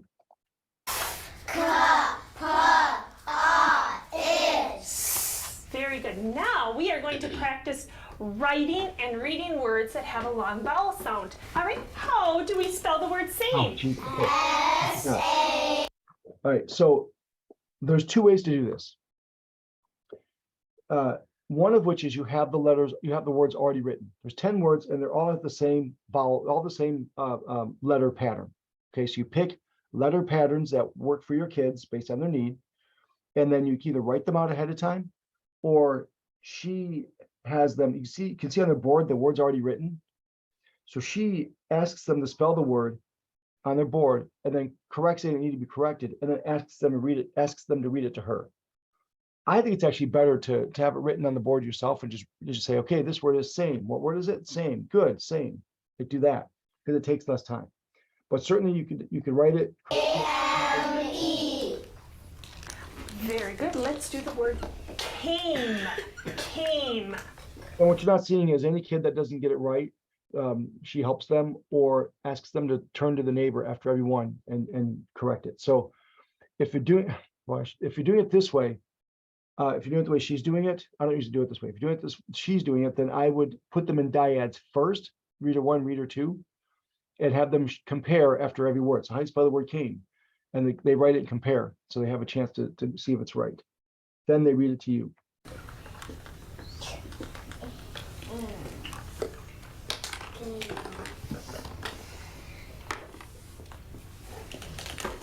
All right, and how do we spell the word came? C-A-M-E. Very good. Let's play a little knoll against the class. Did you practice last night? I did. All right, let's read our word list. Starting with this word. Look at the word. What's my word? Same. Good job. How about this word? What's my word? Came. Look at the word. what's my word? Cave. How many points did you get? Let's count it. 5, 10, 11. You did a really good job with that. Now, what I would like you to do. So now she sends them back to their desks with a word list. The words that she's written they have a word list.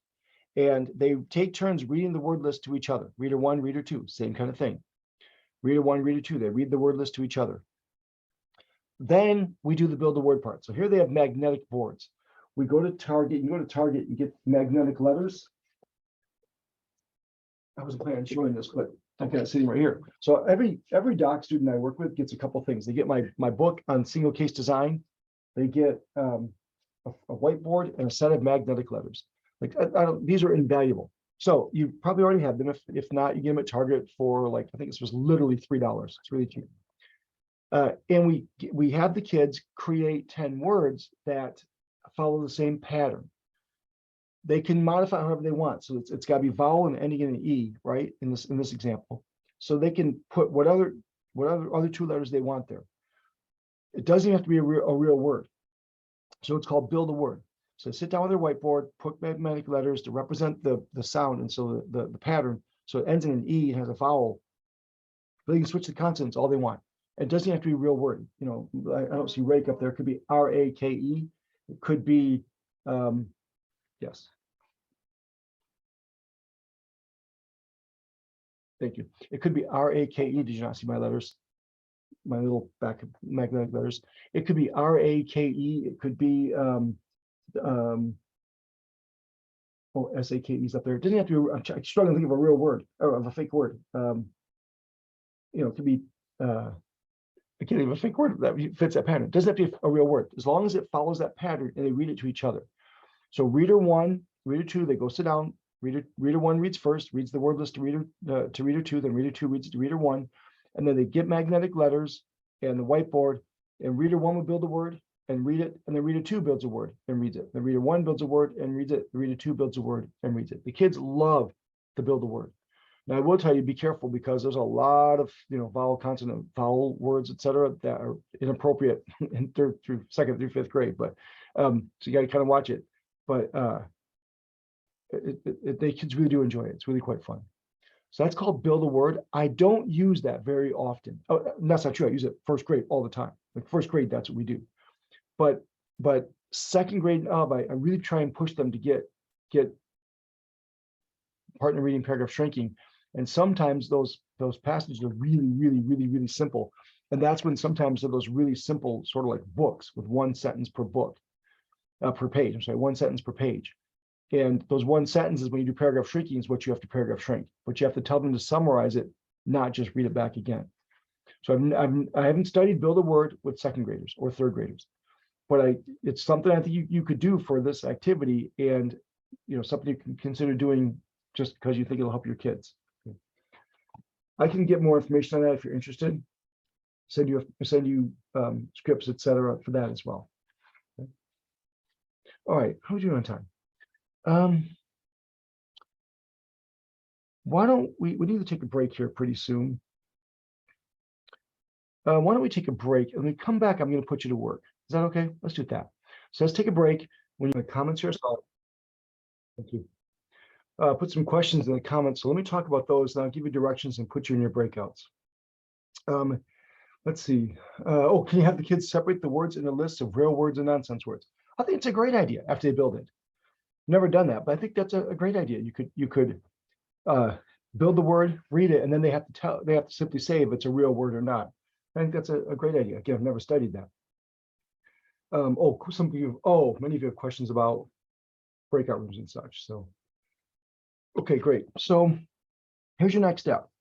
We're going to put you into breakout rooms by team. And I want you to talk about, at the end of this, we're going to ask you to implement a classified intervention and to share your data. We'll talk about that at the end. I think it's okay if you're with a team and there's, a third grade teacher and then a reading consultant, and I think it's okay for just one or two of you to actually implement the intervention and the rest of you to support it. So meet in your breakouts, look at your data, and see who wants to implement the classified intervention. Now, maybe all of you do, and that's totally fine. who wants to implement the classified intervention? Look at the data and create your dyads, okay?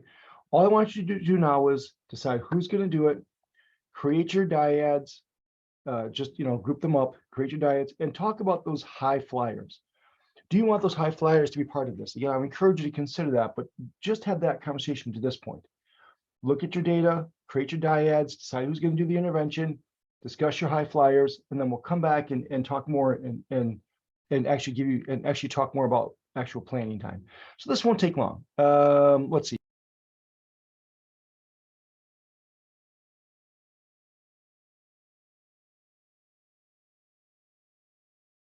Okay. Oh, looks like everybody back. All right, I think everyone's back. So let's take a few minutes here now that you're back and see if anyone had any questions that came up as you were talking. If you want to unmute and ask, or you want to chat, that's fine. Score goes from lowest to highest, and this just encompasses everything. Oh, because it's already done that way. So, Great. And so I'll dive back in a second, but let's see if anyone has any questions. Again, feel free to just unmute and talk. Or I have a question. What about those students that are like non-readers or still on decodable text? So you asked about students that are still in very basic decodable text? Yeah, or like either non-readers kind of, or yeah, on basic decodable text.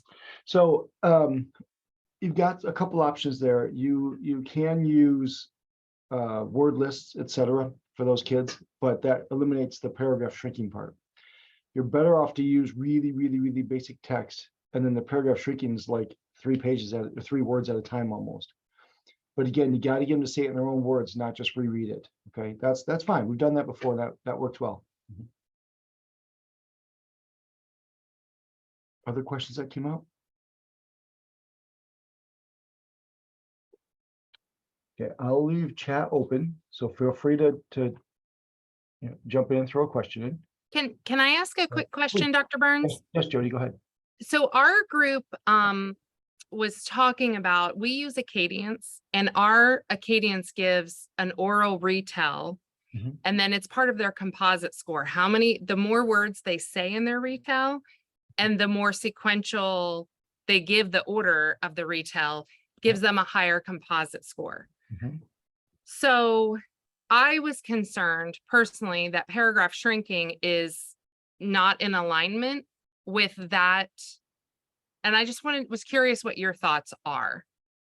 Well, paragraph shrinking and retell are supposed to be measuring the same thing. They're supposed to be addressing the same underlying construct, which is basic comprehension of the words. I don't love retell as an assessment of that, but that's what it's supposed to be. So if that's the case, then they should be aligned. Is your concern that an increase in, or that paragraph shrinking won't lead to an increase in an Acadian score? Well, I think for our second and third graders, especially, if we are building the habit of condensing it in as few words as possible, that when we give them the other measure, they will not give as robust of a retell. So it'll actually, I'm just not, I don't know. I just was curious what your thoughts were. Yeah, I see what you're saying. I don't know. I've never looked at that.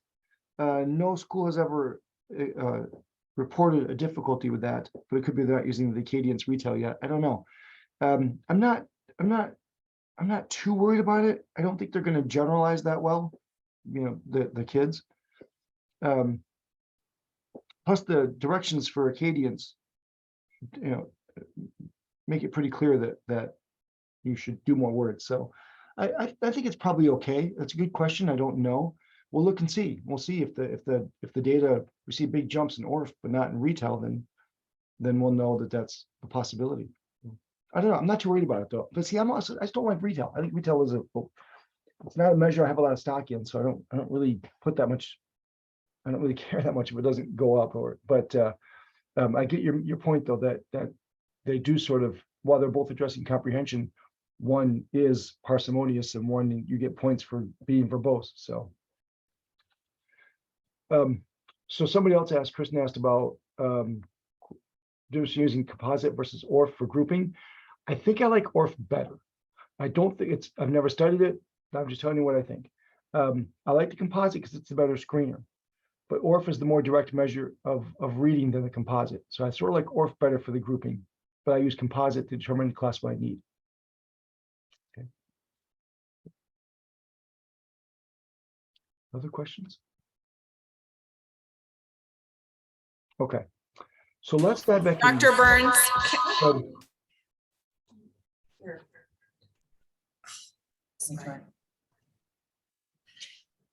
I'm so sorry. Can I ask a quick question? Yes. Are you recommending the words per minute then? Yes. Or the accuracy for the work? Words per minute. Okay. Yes, Thank you. Yep, I love accuracy. I love accuracy as a score. Accuracy as a score is a good indication. There we go. Accuracy as a score is a good indication of decoding skills. I love accuracy as a score. But in this case, words per minute is the more sensitive measure and the better measure to use. Okay, Morgan asked about groups of 3. Yeah, groups of 3, you can do that. You can. I don't love that. I always try to avoid it. So if I have an odd number, pull out a kid to be a pinch hitter. So if the kid's absent, they float around. Okay, schools have done groups of 3. My preference is to not do that. My preference is to keep it groups of 2 and just pull out that odd kid to make it the odd numbered kid to make it a pinch hitter. So the pinch hitter is always the highest one.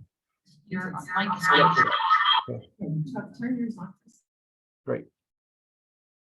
Other questions? All right, let me show you a couple more things. Yes, pathways of progress can be used with the cadence for grouping.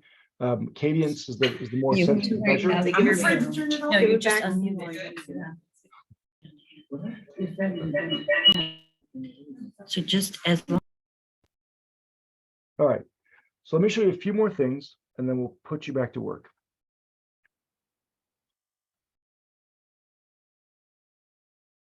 So those of you in 4th and 5th grade, we came across an interesting project which might be a fun modification for you to make as well.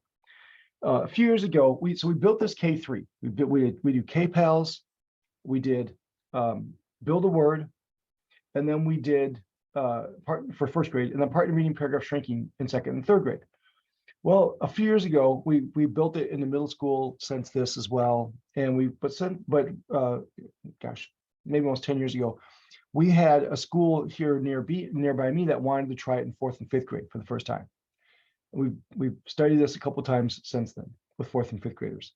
So okay, great, let's do it. We'll try it in 4th and 5th grade. So we set it all up. We got our folders all ready to go, got them all stuffed, ready to go.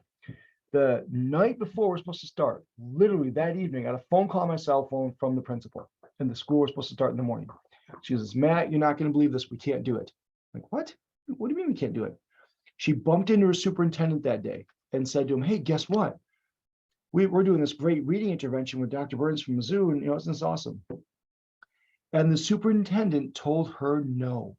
He said, the problem is, remember, in this district, their lowest state test scores were in science. All science projects, all intervention work has to focus on science. Now, if you can't read, you're not going to do well on the science test, but it doesn't matter. So we said, fine. So we scrapped what we did and went to readworks.org. Now, when you go to readworks.org, you can sort. I'll pull it up and show you in a second. Pull it up again. There it is.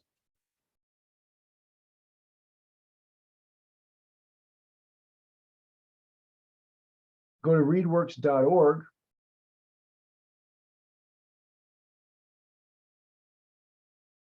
Hope you see in readworks.org now. Let's go back here. You can sort by reading passages, grade science. So we clicked on that, and then we've got major topics. Let's say we do earth and space science. Click on that.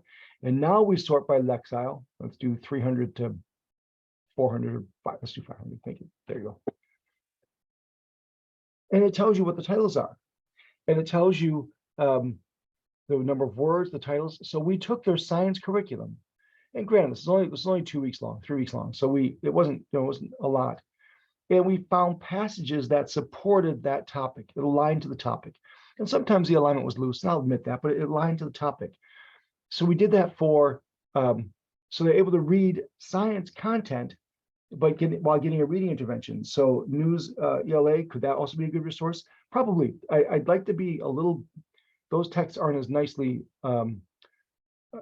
nicely put together as these and assessed for level, but yeah, certainly I think so. So we went and found all these passages that were science. So then we went back to the school.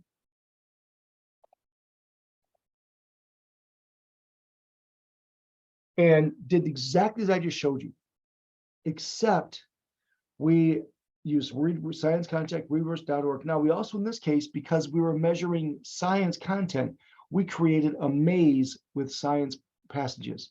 So we took a science passage, omitted every 7th word, and put in a near miss, a far miss, and the right answer. So a maze. If you're not familiar with maze, if you go to interventioncentral.com, interventioncentral.com, you can create mazes.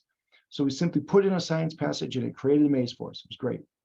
So that's our DV, our variable, sorry, our assessment. Did everything else the same. That's all we did that was different. And here's what we found. So this is the maze growth for the fourth grade classrooms, the first 4th grade classrooms. We did this. This is where they were in baseline. And that little red line right there, that's how much they're supposed to go up based on national norms in 3 weeks. And this is how much they actually did go up. They just blew it away. 5th grade, this is where they started. That little red line is how much they're supposed to go up. And this is how much they actually did go up. They like I said, just pretty much blew it away, which was fantastic. So we had a lot of success. Now, let me come back to this and I'll show you this in a second. I want to show you this. We did this in middle school. Now I'm showing you this for a reason I'll explain in a second. I know many of you are in middle school, but we did this with 8th grade, 7th and 8th grade. So Buffalo, New York found out we were doing this. And so I said, we've never done it in middle school. So they called me up and said, we want to try it. So I went there. And a couple things happened. All right, so we go there, and because it was a block schedule, they did, kids had science one day, social studies the next. So what we did was we created 2 sets of folders. The science folders had science content in it. The social studies folders had social studies content in it. And the kids did it every day for 3 weeks. In 8th grade, we do 3 weeks, except one day it was reading social studies passages, one day it was science passages. And we found we used actual control group with random assignment here. We saw a nice big jump in reading fluency compared to the control group. Both groups were pretty accurate to begin with, but look at the jump in science and social studies maze compared to the control groups. One more thing happened I'll tell you about real quickly. I don't know if you have a high emerging bilingual group or not in your buildings, but in this group, in this school, I'm literally walking into the building. I'm 10 feet from the door. I'm carrying all these folders. And the person I'm working with turns to me and says, oh, by the way, we have a lot of kids who are ELL, lots of emerging bilingual kids in this building. Does that matter? So yeah, it matters, but nothing I can do about it now. I'm 10 feet from the door. So he walked in and ran it just as I've shown you, made no changes to it. Look at the jump in reading fluency these emerging bilingual kids had compared to the control group. It was amazing. They had a nice jump in accuracy too, compared to the control group, and then nice jumps in science and social studies compared to the control group. It was awesome. Now, Monica, as I mentioned a second ago, who created these folders, Monica Ramiro, my doc student who's finishing up, she's doing a dissertation on partner reading paragraph shrinking with kids who are emerging bilingual. Her data are fabulous. We see big jumps in emerging bilingual kids doing nothing different than what I've already shown you. Big jumps in comprehension, big jumps in vocabulary, and good jumps in oral reading fluency as well. So really nice study. So I conclude a couple things. You can do this with different content, science, social studies, wherever you want to do. It seems to work pretty well with kids who are emerging bilinguals. And by the way, the study we did with emerging bilinguals that Monica did was elementary school, 2nd through 5th grade, your exact grade grouping. Worked out beautifully. So you can use it with emerging bilinguals. You can use different content. There's different modifications like that you can make. Okay. All right. So we saw good growth in 4th and 5th grade. We saw good growth in middle school. Let's take a look at this. So this then was the very first time we ever did this. This was that panic attack in Minnesota, and we decided to do partner reading, paragraph shrinking. We said to the teachers, just do it for 2 weeks. Do this for 2 weeks. We'll come back in 2 weeks. We'll assess the kids and see how it goes. Well, we did that. We assessed the kids, and with another reading fluency passage, just one, just pulled each kid, did one for 1 minute. The class median went from 81 and 87 in these two classrooms to 104 and 115. And remember, 91 was the criterion. Just like that, the number in 2 weeks, the number of kids who, I'm sorry, 2 weeks, the median went way above the criterion. We didn't, 2 weeks, we just said, try it for 10 days, 2 weeks. We arbitrarily picked it. We thought they'd give it a shot for 10 days. We'll sit down and talk about it afterwards. But the growth we saw was amazing. We didn't expect that. The number of kids who needed help went from 10 out of 20, so 50%, and 13 out of 23 to 5. Now, remember 20% of 23, 4.6, rounded up to 5? We're at that mythical 20%. In 2 weeks, we've got 20% of our kids who need support and 80% who are in the proficient range. Now, be really clear, this is a Band-Aid. You gotta really hit core instruction, really talk about all those other things I mentioned briefly, but this is a nice, effective way to get started. And if you're doing tier 2 interventions, doing small group tier 2, my rule is we don't start those till class-wide interventions are addressed. So if you have time built aside for tier 2 interventions, we use that time to run class-wide interventions until this happens, and now we start up our small groups. So we get that number down to 25, 20%, and then we're ready to go. Now, I'll do this real briefly. We had 3 classrooms here, well, 3 sets of classrooms that did partner reading, paragraph shrinking. Now, this also includes K-PALs and Build the Word. So just look at 3rd grade for a second. The 10 classrooms in which we saw a classified intervention, we saw a classified intervention or classified need, I'm sorry, we saw classified need in like 21 classrooms, but only 10 of the teachers said they would do it. Okay, fine. So we have a control group. That's okay. We'll work with that. So from winter to spring, remember the median was below the criterion. For 3rd grade, the average increase was 30 words per minute across these classrooms. The criterion was 21. They were supposed to go up winter to spring 20 words, from like 60 to 80, but they went like whatever it was, 50 to 80. We saw a nice 30-point jump on average. And the teachers who said, "Now we don't want to do this," in 3rd grade, they were supposed to go up 20, but they only went up like 14 or 13. By the way, 2nd grade too, they're supposed to go up whatever, 24, and they only went up like 14 or 19. So for these kids, the gap between good readers and struggling readers got smaller. But for these kids, it got bigger. So doing the class-wide intervention helped the kids, decrease the gap between good reader and struggling reader.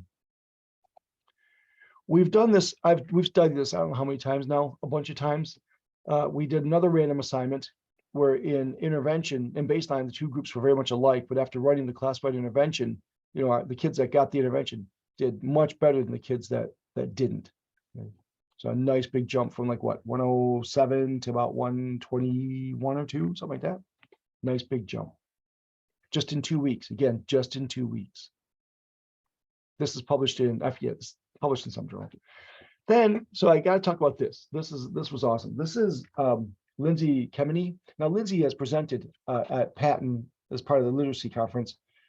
I don't know her. Like, we've met now by social media and we know each other through that, but I've never met her in person. I didn't know her when she did this. I have a video on YouTube where I show how to do this. She saw the video, wanted to try it, and did it. I'll talk about that in a second, Amy. She wanted to see if she could try it in her classroom, and she did. And she used Dibble's Dorf, went from 50 words a minute. 2 weeks later, it was 66. A nice big jump, now above the benchmark criterion. Again, don't know her. She just tweeted this. Never met her before this. Let me answer your question, Amy. So this measure here is CBM. Now, I'm going to do this. 2nd through 5th grade, I would just use one oral reading fluency passage. Pick one oral reading fluency passage from Dibble's, from James Webb, or whatever you're using, and have the kids sit down and read to you for 1 minute. No, let me be more clear. When I say whatever you're using, I don't mean whatever you're using. I mean Dibbles, which is free, Ames Web, which you can use if you have it, Acadians, which is free. So Dibbles and Acadians are free. Get a grade level passage. Somebody asked if they can use QRI. That's not, I wouldn't use that for a couple of reasons. Any of those measures you have that are sort of gross, like, you get a score that's like, I think is QRI, I think is like a 2.8, that uses the number system like that. That's not precise enough to show growth and usually not reliable enough. So I think you're better off to just take Dibbles. If you're in third grade, get the third grade Dibbles CBM passage and assess all the kids for 1 minute before you do it. And then at the end of it, after 2 weeks, 1 more minute for each kid. Sit down each kid one-on-one. Those are the data I would use. Oh, thank you, Erica, for putting that on there. Those are the data I would use. So we talked about Dibbles, composite, and all that. I'm going to use the words read correctly per minute. You can use composite to screen, but then use words read correctly per minute to determine the groupings for the heterogeneous dyads and as the pre-test baseline score.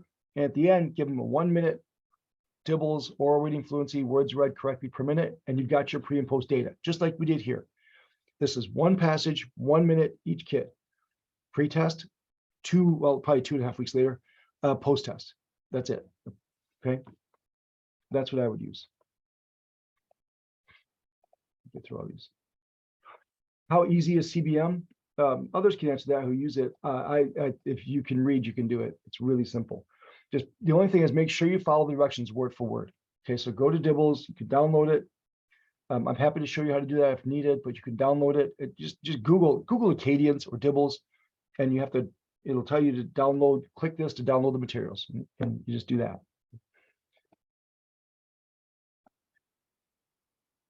All right, one more comment on this. So this is the original group of kids. Remember, the median was 87, and they went up to 113, and we went from 13 kids, 12 kids who need support down to 5. 1, 2, 3, 4, 5. A couple of things are worth talking about here. Kristen asked, should we use the same passage for pre and post? I think it's better if you do. You don't have to. So what I mean by that is if you used a different passage pre-test and you're not sure what the passage was, it was Dibbles, Dorf, benchmark, or whatever, that's okay. But yeah, I think it's better if you use the same one pre and post. So you do, so this is pre-test, and then 2 weeks later, post-test, okay? And you can see every kid went up pretty much. There's a couple things I want to talk about here. Number one, look at the nice jump, 48 to 92. Oh, let's look at the high kids. Let's talk about that. 152 to 161. Okay, 9 points, not bad. 143 to 158, 15 points. 142 to 160, 18 points. 141 to 136. Okay, that one didn't go up. But for the most part, the higher kids tend to go up, right? So maybe you have a conversation about which kids you want to participate. Maybe there was some reason this, well, let's see what the map was. No. And I will say, I shouldn't admit this to you, but I have worked in schools just the other day, in fact, where one kid wasn't loving it. And it was clear 2 weeks in, 2 days in, that he wasn't loving it. So the teacher pulled him out and let him read on his own for a couple minutes. He was probably one of these types of kids. Let him read on his own, and then switched him. So another kid got to partner with this kid, and it worked out really well. Jamie, I understand your question. What is the time and duration for the approach? I don't know what you mean by that. It's 20 minutes. I was going to say, how much time daily, and for is it ongoing or? So it's 5 minutes, 5 minutes, 5 minutes, 5 minutes. So 20 minutes. Some teachers do 4, 4, 4, and 4. The data seem fine. I wouldn't do less than 4. It might take it takes a minute or two longer. The first day doesn't take long because you're just practicing the procedure and getting practicing partner reading. The second and third day, if you're modeling paragraph shrinking, adds another few minutes to it. But after that, it's just 20 minutes, straight up 20 minutes. We do it for 10 school days. Now, 4th and 5th grade is kind of up to you. Middle school, we do 3 weeks. We do 15 school days. Elementary school, 2nd, 3rd grade, we do 10 days, 2 weeks. In the 4th and 5th grade, you might want to start with 3 weeks because it takes a little longer with older kids, 3 weeks. But otherwise, just 2 weeks is fine. If after those 2 weeks, you don't see the growth you want, then we do a 3rd week. But after those 2 weeks, if you don't see the growth you want, take a look at what you're doing and make sure you're implementing it as we discussed. Because every time we haven't seen growth that we expect in 2 weeks, we add a third week and still don't see the growth, we look at how they were doing it, and almost every single time, in fact, every single time, they weren't implementing it quite right. Okay. So Stacy is typically used with nonfiction text? No. It's a little easier. Oh, as you said, yeah, it's a little easier because there's not a lot of dialogue, etc. But it doesn't have to be nonfiction. I tend to use nonfiction, but it doesn't have to be. If you're going to use nonfiction, yeah. So she asked about strategies to make. If you're going to use fiction and more literary texts, just pick good ones. Pick good ones without a lot of dialogue, without those funny words and names, etc. Okay. So then one more point to make. So we see, 2 more points. So we see the nice big jump for most of the kids, and even the high kids saw nice big jumps. There's a couple kids that jump out to me. Like this kid here is 48, went to 92. Awesome. They're great. Even this kid, 51 to 70, a nice 19-point jump. Still needs a tier 2 intervention, still going to get one, but a nice 19-point jump. Even this kid here, 13 to 40, student 19. I mean, that kid started off at 13, went to 40, 27 words in 2 weeks. That's amazing, but still low and still needs support. The two kids I'm worried about on this whole page, this kid here went from 80 to 82, and this kid down at the bottom, student 23, went 49 to 47. I'm worried about those two kids. If we're ever talking about tier 3 intervention right now, screening for dyslexia, whatever it is, those are two kids I'm really concerned about. The rest, I'm frankly not. I mean, yeah, we're gonna still do intervention for these kids, but a student 19 doesn't have a learning disability because student 19 shot up 27 points. There's just students 9 and 23 that raise some red flags. The other point I'll make, one more point, is the correlation, the agreement between the pre-test, the pre-intervention, CBMR, and the MAP score, which was done pre-intervention, was about 70%, 69.6%. C minus, that's not great. But after doing classified intervention, it went up to 91.3%. Classified intervention increases screening accuracy. So that's why I've said to schools, if you know going in, your classroom is going to look like this, then don't do it. Do classified intervention and then screen now, because now you can identify this kid, student 7, student 9, student 12, student 19, and student 23 need tier 2 intervention. And you've got some good confidence in those data. Oh, maybe we'll talk about student number 20 because he's at 92, and student, there was another one. Student 1's at 92. Sure, we'll talk about them. But for the most part, you've got some confidence in these screening decisions. So I love classified intervention before we even do our first screening.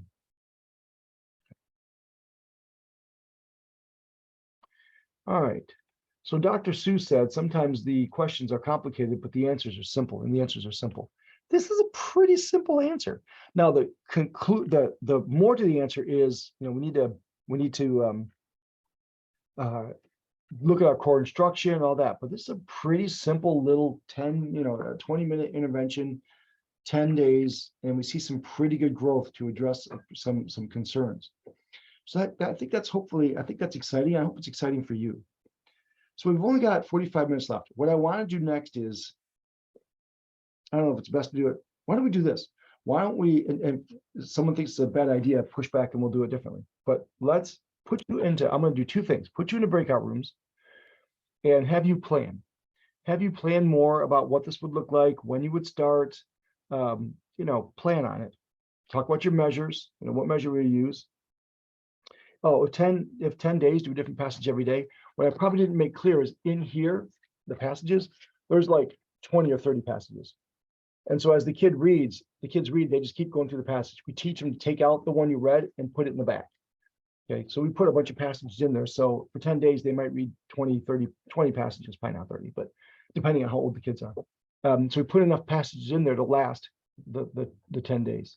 Okay. So let's put you in breakout rooms. Talk about what measure you'll use to group the kids and pre and post, that type of thing. Talk about sort of plan, who's going to do the intervention, what classroom, how you're going to put it together, and et cetera. Also be thinking about fidelity. I'll give you a measure to help address fidelity as well. And we'll talk about that later. And then we'll come back and I'll I'll show you the template we're going to use to present the results of this. Okay, and then we'll talk through that. So why don't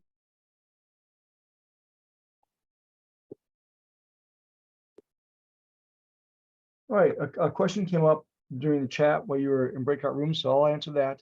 And then other questions that came up, let's talk about those right now too. And I'll share the template with you and talk about next steps. So the question was, what are your recommendations when you have outlier kids that are reading really far off grade level, like a 5th grader on the 1st grade level? I'm going to contextualize that question even a little bigger. That's including kids with special needs. What to do with kids with special needs? And I'll come back to this in a second. I really encourage you to include the low readers in this as much as you can. Now, if they're getting the special ed support in reading, for example, and they're getting special ed support in reading, and that instruction happens during this time, and you think that's meeting the kid's needs, fine. Then just let the kid get that support and they won't participate in this classified intervention.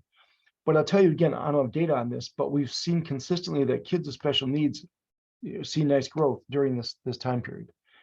So if you have a really low reader, again, I really want to encourage you to think of a way to make this work for them, to pick reading material that will work for that kid. I think you'll see good growth. I want the kid to be part of the intervention. The only time I don't pretty much is if the kid is getting reading instruction with special ed and it's happening during this time and it's just not going to work, then fine, that's okay. What warrants this intervention to be discontinued? Okay, so 2 questions kind of go together here. How many days would you use this approach? So I use 10 school days, 2 weeks, 10 school days. And for 2nd and 3rd grade for sure, probably 4th grade too. In fact, 5th grade, you want to do it, that's fine. We do think about with 5th grade and possibly even 4th grade using 3 weeks, using 15 school days. Middle school, we use 15, period. But elementary school, we tend to use 10. And then 4th and 5th grade, we try and figure out our kids' needs. Do we think we should do it for 3 weeks or just go ahead and do it for the 2? So you discontinue after that time. If the benchmark criterion is above the season, I'm sorry, if the median is above the seasonal benchmark. So I showed you those examples where it went from 81 and 87 to 113 and 115. The criterion was 91. You're good. You know that's done. So that's the criteria. So do it for, typically we do it for 10 school days consecutively, 2 weeks, 10 school days. If they're not above the benchmark criterion, the seasonal benchmark criterion, we add a 3rd week. Okay. Do you recommend this for special ed students? No. Do they stay for this or should we do it once they leave? So I again really encourage you to include students with special needs during this. But if they're getting special ed support already and it's a really intensive support for them and it's happening at a time that it makes sense to do this, then that's fine. But we try and include kids with special needs during this because we see nice jumps with those kids too. Okay. Now that I'm talking about basically kids with like learning disabilities, you know, by the way, if a kid's LD in math and has no reading goal, they're part of this, period. But if you have a kid with intellectual disability or some really, really low kid, you know, like that's a different conversation. I'm talking about kids with learning disabilities primarily, or an emotional behavior disorder, and their goals don't address reading. They probably do, but if they don't, then that kid participates in this as well. Okay. Just read that one. Other questions come up? Feel free to chat them or unmute and talk. All right, let's talk about next steps. So everyone has a good goal in mind. They're going to at least have one classroom in the team, implement a classified intervention, collect pre and post data, and report about it. So let me share my screen. So we've given you a template in the materials for today. Thank you. I knew someone's gonna, before I can even say it, they put that up. So the link that you have is different than this one. That's okay. This is a generic link we put in, or a different link from a different one. You'll have the right link in your document.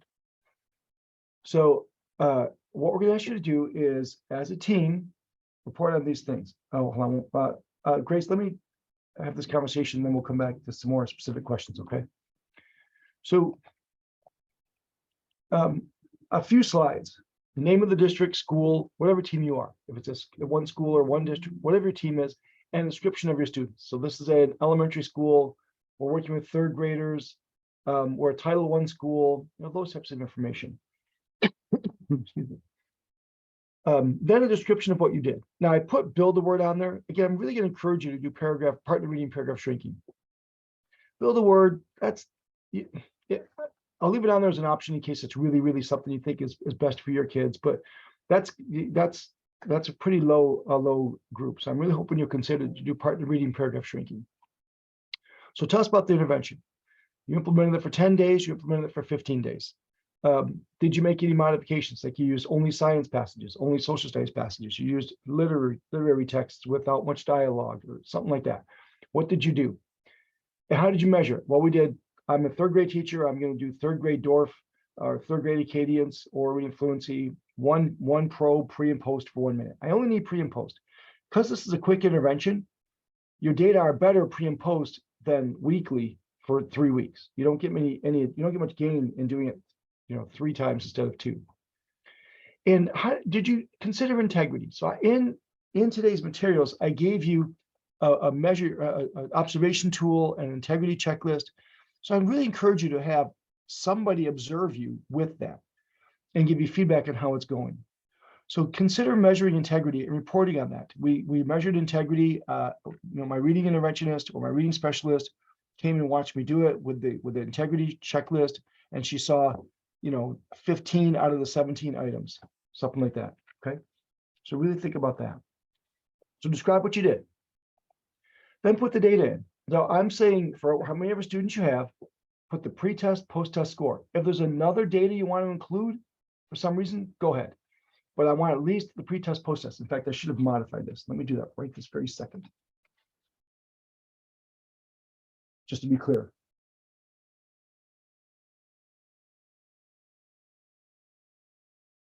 I'll share my screen in just a second. There. Oops. There.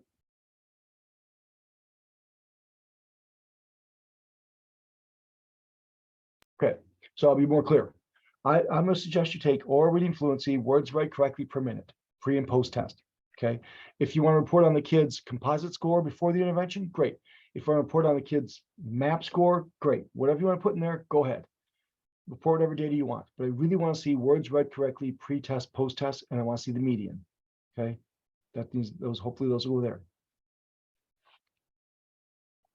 Then as a team, talk about what went well, what'd you learn, etc. Were there any obstacles you came up with and how'd you deal with them? And then next steps. So I'll tell you, you saw the data. I saw the nice growth over time. So when we did that study, what we did was after 10 school days, the medians were above the criterion. So we said, we're done. Every single time I've done that, the teachers have said to me, well, wait, can I keep doing this? It's really simple. Can I keep doing it? Yes, of course you can. And they've said to me, they've said to me, it's great. Can I keep doing it? Now, I don't know what they do after I stop. Maybe they do it 3 times a week. Maybe they do it 4 times a week, but they do it differently. Or I don't know, somehow they kept it going. Or maybe like one 4th and 5th grade classroom decided that they wouldn't do this, but they would take the paragraph shrinking approach and infuse that in social studies and science instruction. What your next steps are, what you're going to do to continue this, what you're going to do to revise it and keep moving forward. So just report what your next steps will be after you're done. Okay, so again, just to restate, name of your school, team, description of the kids, description of what you did, your data. I really want words read correctly per minute, pre and post. What went well, what were your obstacles, how did you solve them, and your next steps. That's it. And teams will present this in, I didn't look up the date, but maybe someone on the patent team could look up the date while we finish up here and remind us. So let me see if there are any questions about that. Thank you, Melissa, on December 6th. So December 6th, plenty of time to get started. You need to start next, this week. You can take a couple of days to get organized and think through some things and then dive in. By the way, let's reshare a different screen.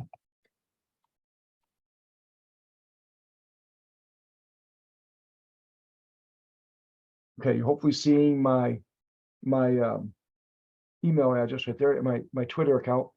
don't be afraid to reach out to me at burnsmk@missouri.edu. Don't be afraid to reach out to me if something comes up we didn't talk about. Email me, I'll get back to you.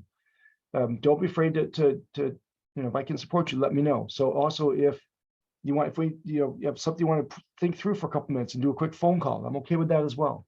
Okay, so let's go back to some questions now.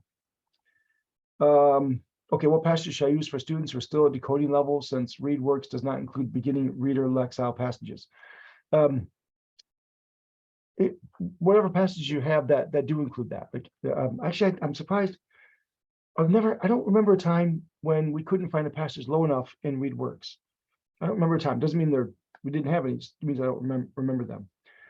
So take a look and see. But if you have the passages are fine. As long as they're graded by Lexile or some approach you can use to find Reader 2's instructional level, they're fine. That'll work fine. Oh, and it looks like Grace put it in again to remind me. Oh, okay, thank you. Good.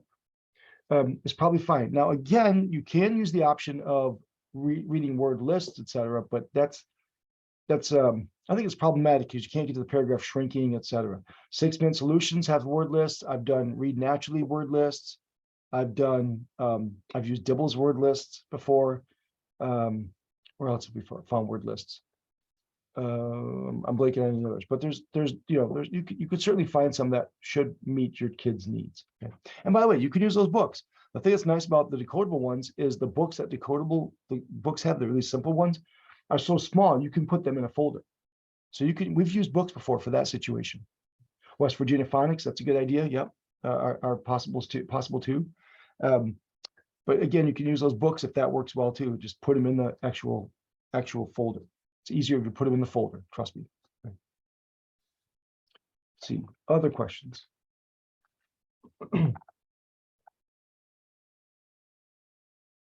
So it looks like Amanda put the presentation template in there, so you have that.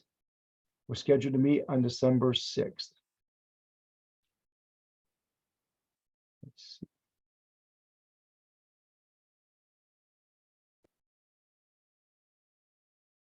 All right. We covered a great deal of information.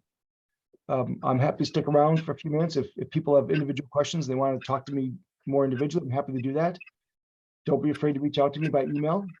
I've been amazed. It's been a really fun journey for me in researching this, because it started from literally a panic attack in 2010 to be a really nice line of inquiry, which I've learned a great deal and seen the results over and over and over again. And it's really been fun to do. We just set this up in a school last year at the end of the year for Monica's dissertation.